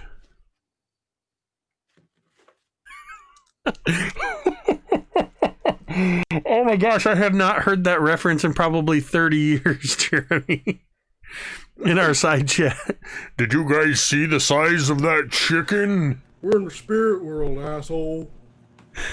500 experience points to the first person in chat. Not really, because I can't grant them, but Okay. notional experience points to the first person in chat who guesses that movie reference. I got a 14. And with the damage that... I gotta check this, because I think that's exactly what that one had. So all three of the frontline specters have been destroyed. There are 3 more floating around, plus the Death Tyrant. And Drown is done, so Thorgarn, you are up. The Death Tyrant is 30 feet away. So, seeing what this thing has actually, been blasting out and seeing how weak Griveth looks, Thorgarn just steps up, places his hand on his back, and heals him for 24. As you do that, you are surprised to find that no healing magic will work from your healing hand. None? The healing magic will not leave your body. You cannot. You find that you are unable to magically heal. Okay. So, is it expended, or did I Let me double check. I'm going to say no. I'm going to say that it prevents the magic from firing off. You try and it's like that ability, that portion of the weave doesn't work. Like Okay. you can't summon it forth. But my action is wasted. I'm I mean- cool with saving the ability and losing the action. I'm gonna say yes because you did expend the action to attempt to do it. And you have learned now. At least you are unable to do any kind of healing magic. Okay. It is now the Death Tyrant's turn, and seeing as there are multiple threats now facing it, it is for sure going to aim one of its eye rays at Drown and Cantriel, who has fired arrows at it. So I need you to make a D10 roll for Drown. That's a 3. Actually, for Drown, I could just, see what happens with the voice. Yeah, just do your normal voice. That's a 3. Make a wisdom saving throw. Oh. Is my voice still funky? +3. Okay. So 21.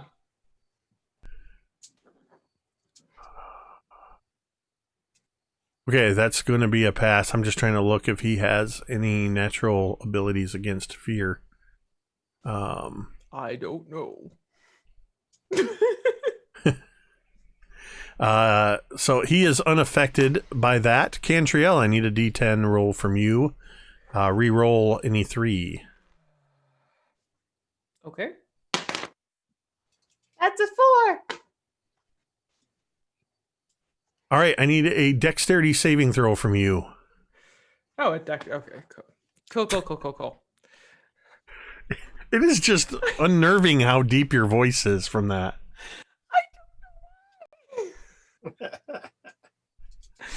It is so weird.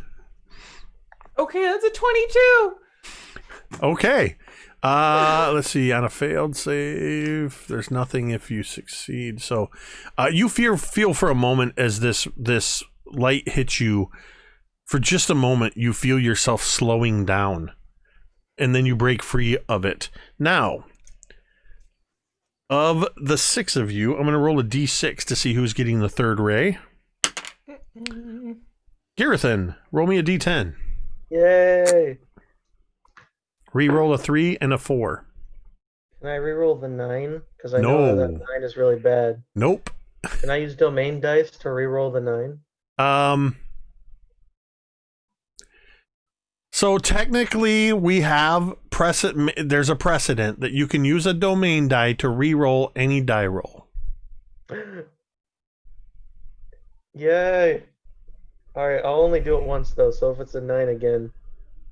Hey, it's a 4. Did you say to reroll a 4 or no? Yes, you have to reroll a 4 and a 3. I roll a 3. Okay, a 6. Okay, I need a strength saving throw. Oh. Okay. Do I have this residual Griveth bonus that I've been forgetting about? Yes, +3. Yeah, I have totally forgot about that. Oh man. Only when you're within 10 feet of him, so. Oh, yeah. You're like shoulder to shoulder with Griveth. Yeah. Yeah, we're fighting together, so. +3, +5. Okay, I don't know how to do math. What did you roll? I roll a 6. That's plus 11. 5, +3, 14. This ray hits you, Gerithan, and you see as spider webs of energy reach out across your chest and around your arms until your entire body is covered in this purple light. And you all watch as Gerithan is suddenly yanked off his feet 30 feet into the air at an angle and is now roughly 30 feet up in the air over the chasm, completely surrounded. Gerithan, you are incapacitated. Nope, you are restrained. Your speed is 0. You get no bonus to speed. Your attack rolls against you are at advantage. And you have disadvantage on your attack rolls. And you have disadvantage on dexterity saving throws. And you are now roughly 130 feet above the floor of the chasm. Oh no. Oh no. If only you hadn't re-rolled that. Although, if you hadn't re-rolled that and had that same saving throw, you would have I would have been disintegrated. possibly. So that is the Death Tyrant's turn. Griveth, it is your turn now. Okay. So we're gonna do a splash dance undead turn. So my DC is 15.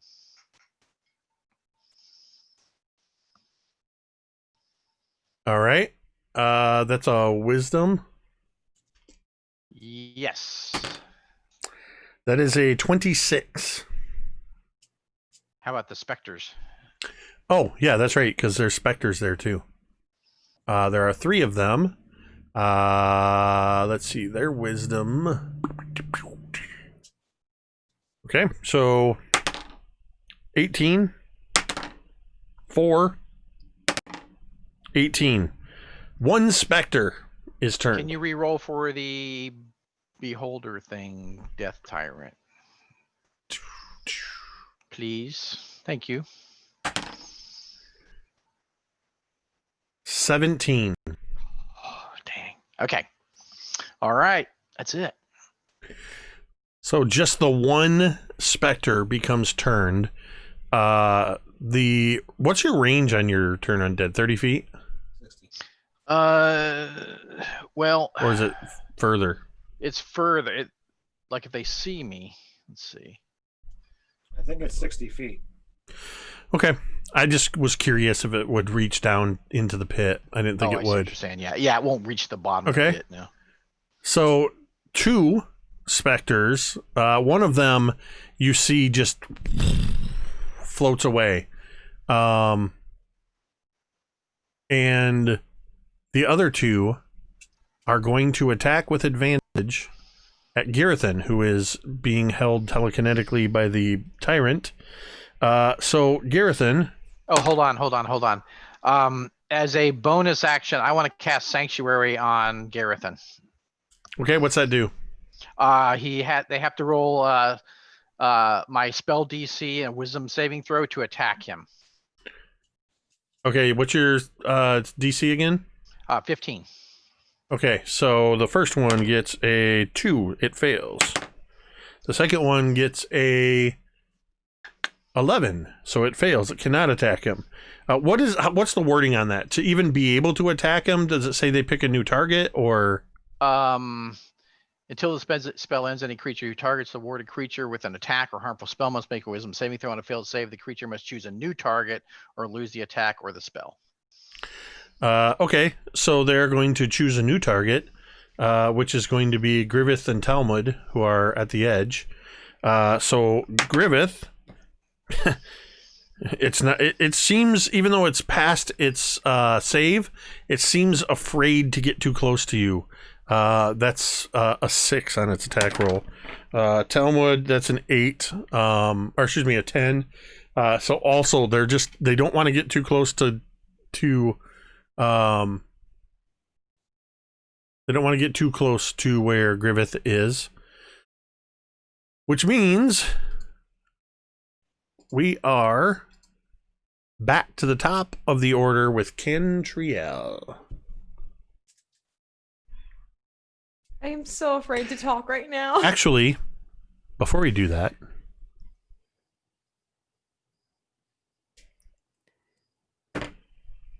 Talmud, roll me a d10.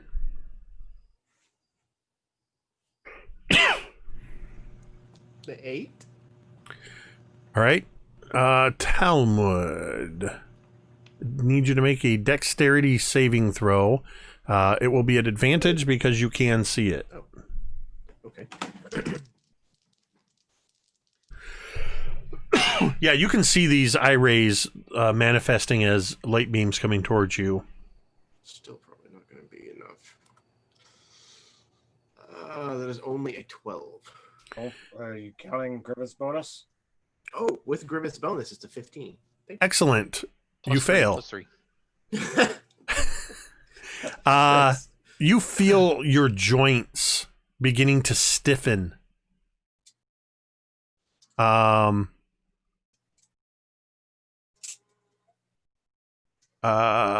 you are considered restrained. You are beginning to petrify. You will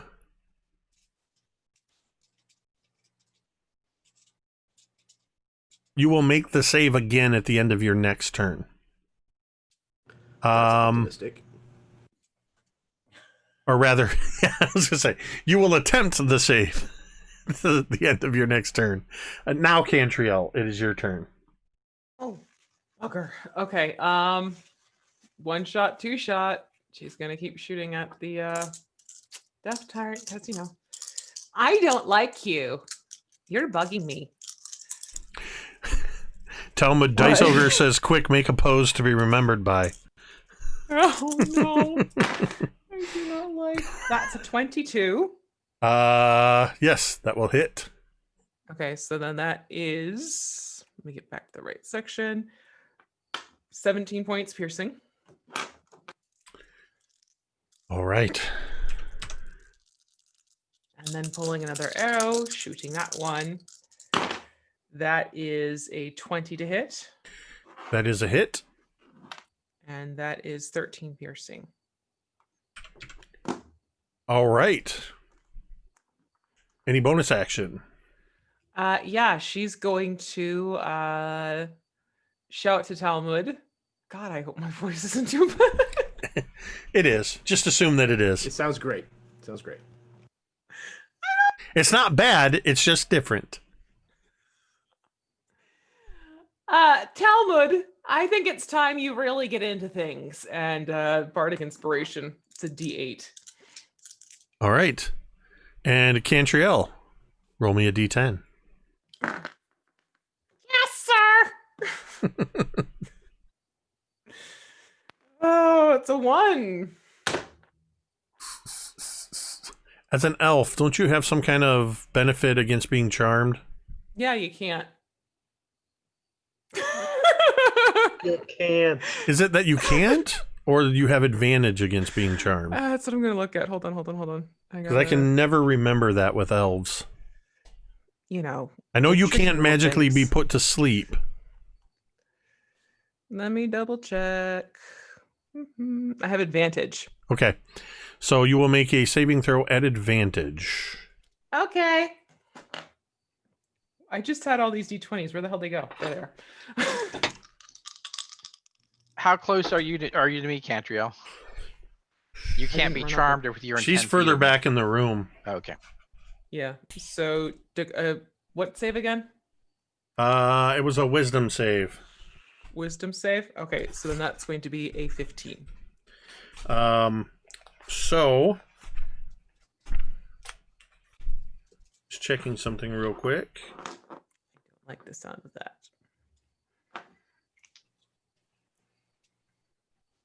You find that you no longer have a desire to attack the Death Tyrant.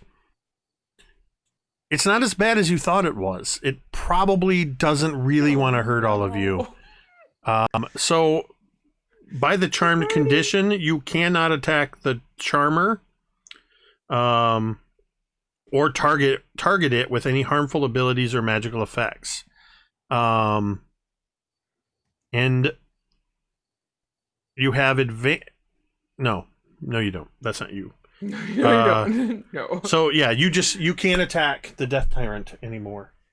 Okay. And you do not get to make that save again. I've been in love with weirder things.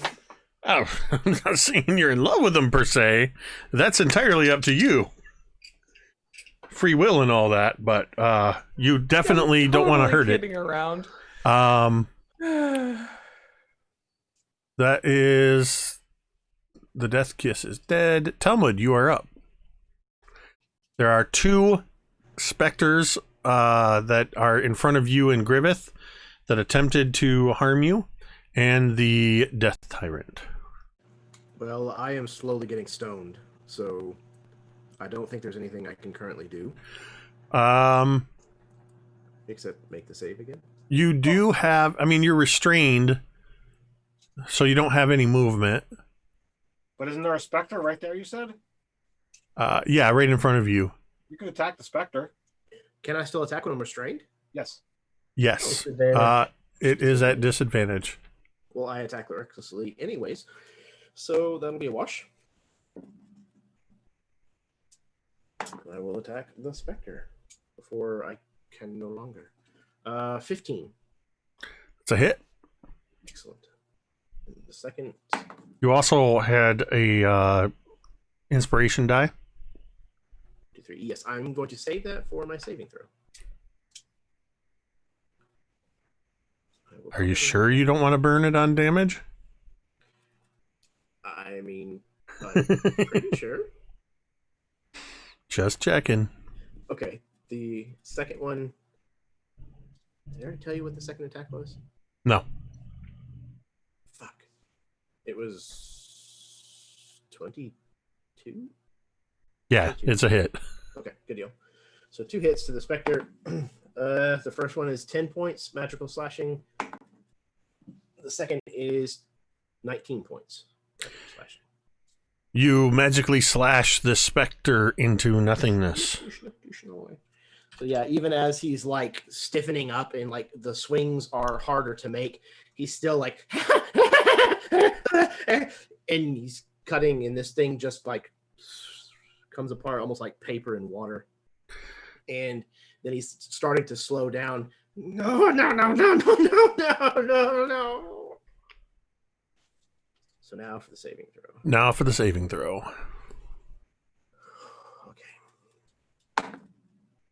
Okay, it's a good start, but my horrible bonus is probably not going to push it over. But you also get the bonus from Griveth and the D8. True. Okay, so with Griveth's bonus, that puts me at a dirty 20. Then that's good enough. That's the 8. 24. as you take these swings at the specter, you feel like you're breaking through whatever it was that was trying to lock up your body, and you break free of the petrification. 2, 3, 4. Gerithan, roll me a d10. Oh, man. All right. 6. Reroll. I figured. 10. Oh, no. So you need to make a dexterity saving throw at disadvantage Yeah. because you're restrained. Am I still within 10 feet of Griveth? You are not. You're 30 feet in the air. He's still under sanctuary. Oh, yeah. Thing has to make a wisdom saving to attack him.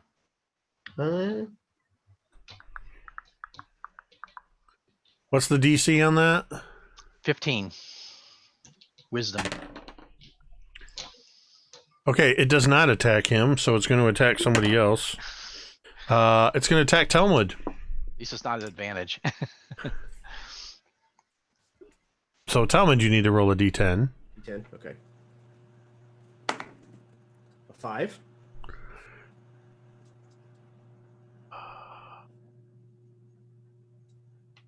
Constitution saving throw. Okay. Oh my god, what is going on? I'm going to spend the main die, or however many I need to spend to reroll save. Whoops. It's just one. Okay. Good, because that's what I roll. That, however, is going to be a dirty 20. Okay, so you'll take 34 points of necrotic halved to 17 because you succeeded. Oh, that's good. 17 points of necrotic damage.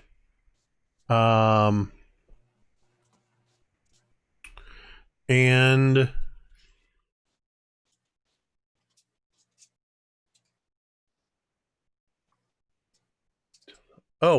also, because it only lasts until the start of its turn, Gerithan, the telekinetic energy that's holding you aloft is suddenly dissipated.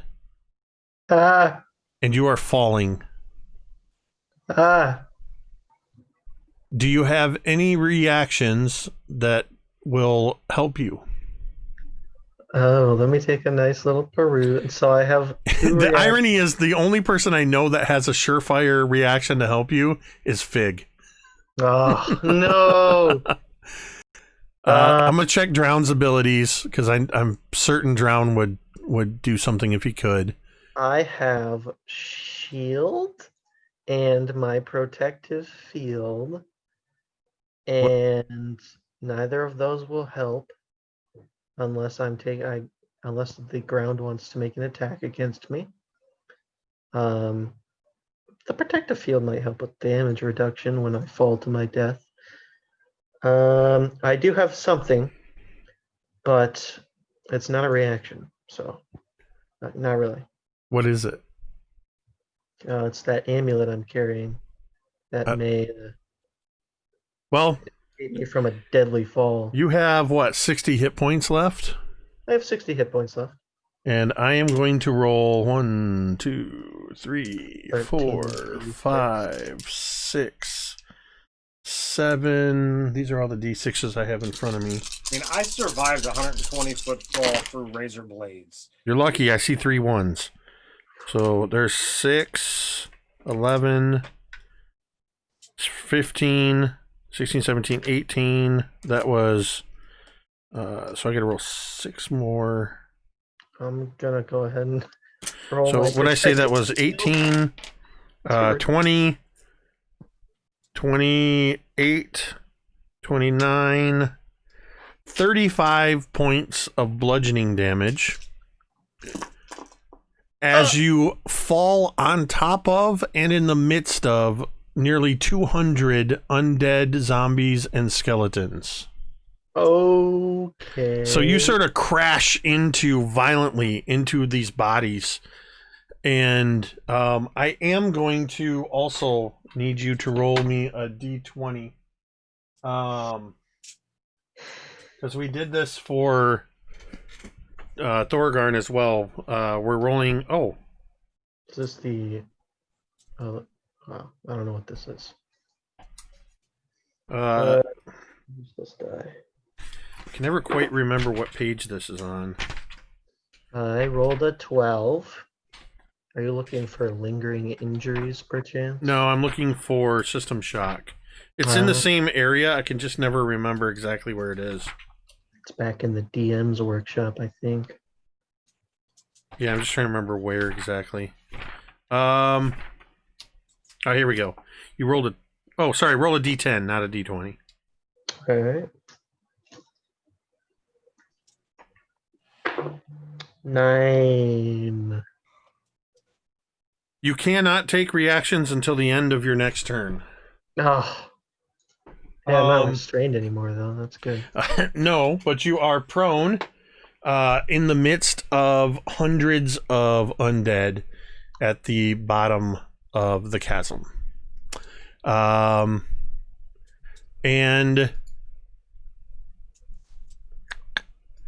as you all watch in horror as Gerithan falls, plummets to the bottom, all you see, Drown is further back in the chamber by you, Cantriel, so he can't see down into the pit. So all of you see him plummet into darkness. I do now. My swords do emit a dim glow, a 5-foot dim light. So I don't know if whether or not they'd be able to see that. It's Thorgarn and Griveth. Griveth has a bright sword in front of his face, and we'll leave it up to next week to determine whether or not they can see that. I don't know if we've ever stopped in the middle of an encounter before. And I'm choosing to do this because of the spectacular way in which Gerithan just plummeted to his near death, and the fact that you aren't even close to being done with this death tyrant. So for this session, the Dawnbringers room count is officially 0. Are you telling me the chasm doesn't count as its own room? You've already discovered the chasm. Yeah, but we never went into it. But it's the room. It's literally called the Chasm of the Fallen. I didn't realize how on the nose that title was going to be when I called it that. Is that the name of next week's episode? This encounter did not go at all how I thought it would go. I didn't realize that Talmud was going to go, you know what, screw it. It wants blood. I'm going to summon it. But admittedly, this is probably a better scenario than if somebody was out on the ledge, somebody was flying out in the open air, somebody was on the pedestal. And hopefully Dan will be able to join us and continue playing Drown. Although if not, Cantriel can apparently step in as Drown. Because my voice is low now. Oh my gosh. You So have low got right to now. hear this. I don't know why this is happening. I've seen this happen before. Are you running through OBS? No. You're just running through Zoom? Yeah. There's a chance it just has something to do with the way your system, your computer is running. It's causing your voice to go lower. I think it happened to M once before in a different game that we were playing in. It's definitely very rare. So that is the 18th session of Dawnbringers.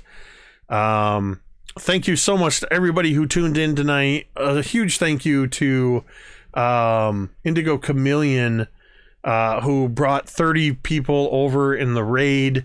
Indigo Chameleon and I have been following each other's channels for a little bit. I've popped in on them a few times while they do their own D&D and RPG stuff. So be sure to check them out. Thank you to everybody who subscribed and resubscribed, all the new follows from our new friends from Indigo Chameleon. I'm just gonna, because I'm trying to get in the habit of doing this more, I'm going to take a quick look and see who is streaming right now. If any of our friends are streaming. So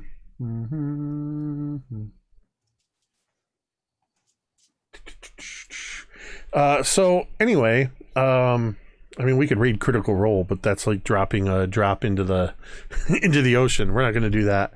Nothing against them. However, I want to continue just thanking everybody who tuned in. Thank you for dealing with the slight stutters and whatnot that come from this system that will hopefully be done with next week, as I am about to build the new streaming rig, the MTD Minotaur.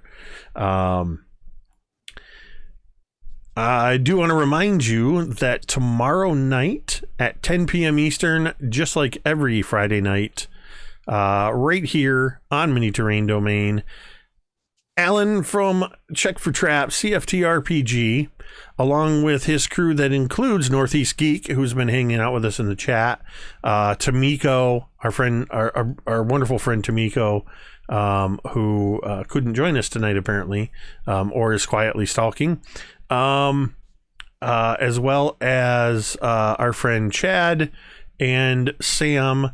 I know Taylor also occasionally plays with them. But it is an absolutely incredible. They're well over 40 episodes in on that campaign. Check it out. And starting in October, on Friday nights from 7:30 to about 9:45-ish, you'll be able to catch Dwight and I. We're moving Beards and Brushes to Friday night to be a lead-in to the Curse of Strahd game, with the exception of one Friday night where V and I will be over, and Ted will be over on Nerdarchy Live for that amazing game that takes place over there. I also want to tell everybody, first of all, you can type !schedule to see what we've got cooking up.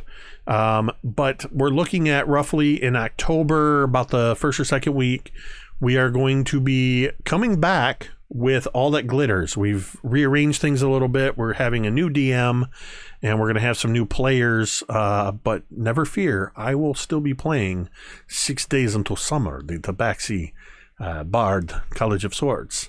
Also, we haven't officially put the dates out there. I'm still working on the promotional graphics, but starting near the end of October, you will be able to tune in every other Tuesday night here at 8 p.m., running until about 10:30 p.m. for 10 episodes. V will be joining me along with Goblin Katie, Stonefly Kai, the Dr. B, and DM Jizzy Hands, as we are going to be playing through, I can't quite get to it, we're going to be playing through Harper's Tale, a campaign I'm calling Hope and Redemption. And already these players are cooking up some amazing characters, some of which you may have seen in different incarnations in other places. So I'm very excited to have V joining, along with some amazing people that I've been wanting to play with for a long time. And that's going to run for, it'll ultimately be a total of 20 weeks, probably a little bit longer than that with the holidays coming up. But we are keeping it to 10 episodes. Because it's that's how the campaign's built. It's an absolutely a brilliant campaign. I highly recommend you check it out on the Drive-Thru RPG. It's available there. A wonderful story behind how that was created as well. I think that's it for now. Well, one more thing I'll plug, since I plugged all the other stuff. You can find me over on Erasmus Expeditions on the first Wednesday of every month for the incredibly brilliant, absolutely, it's just mind-boggling, the immersion, the level of world building and storytelling that Jeremy does. But one of the best things Jeremy does in the Momentum Whispers and Fragments campaign is sit back and let us as the players inhabit the world. We have had sessions where Jeremy has not spoken a word for nearly an hour because we were role-playing. We have laughed. We have cried. We have had our hearts torn out. We have known joy. It is one of the most emotionally fulfilling role-playing games that I have ever played in. And this is just one of the brilliant games that Jeremy runs.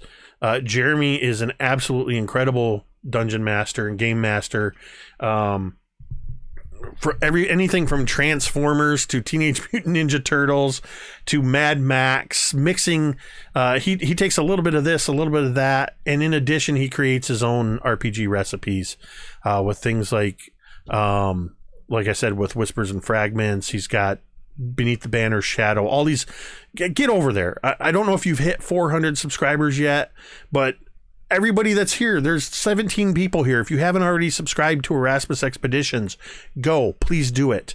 Do yourself a favor and check out, pick one of these campaigns and just watch a session or two. He's got a lot of one-shots on there. Absolutely brilliant. And it's an honor to be able to play under him as well.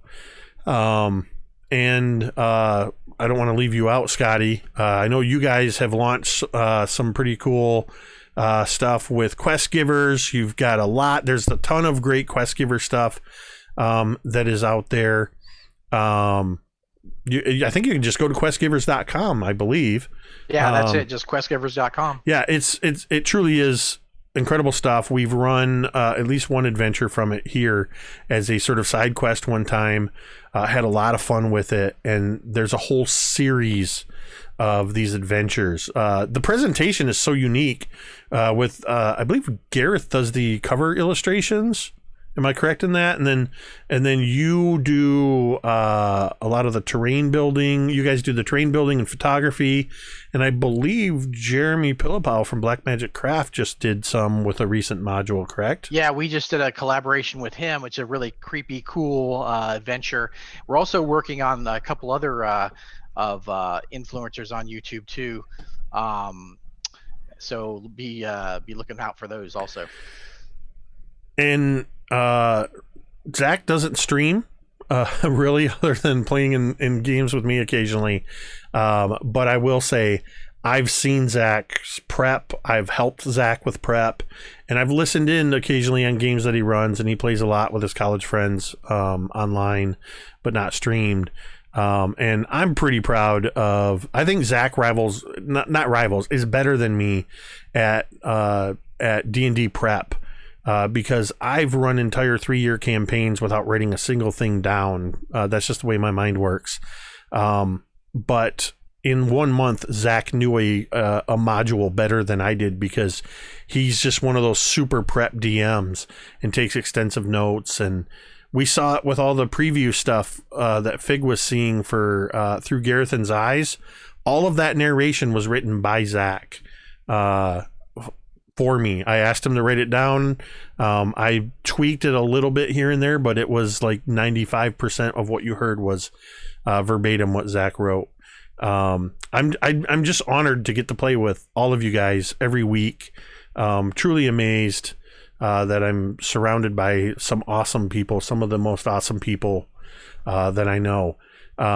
So there is a tiny possibility that we won't play next week, depending on when my equipment comes in.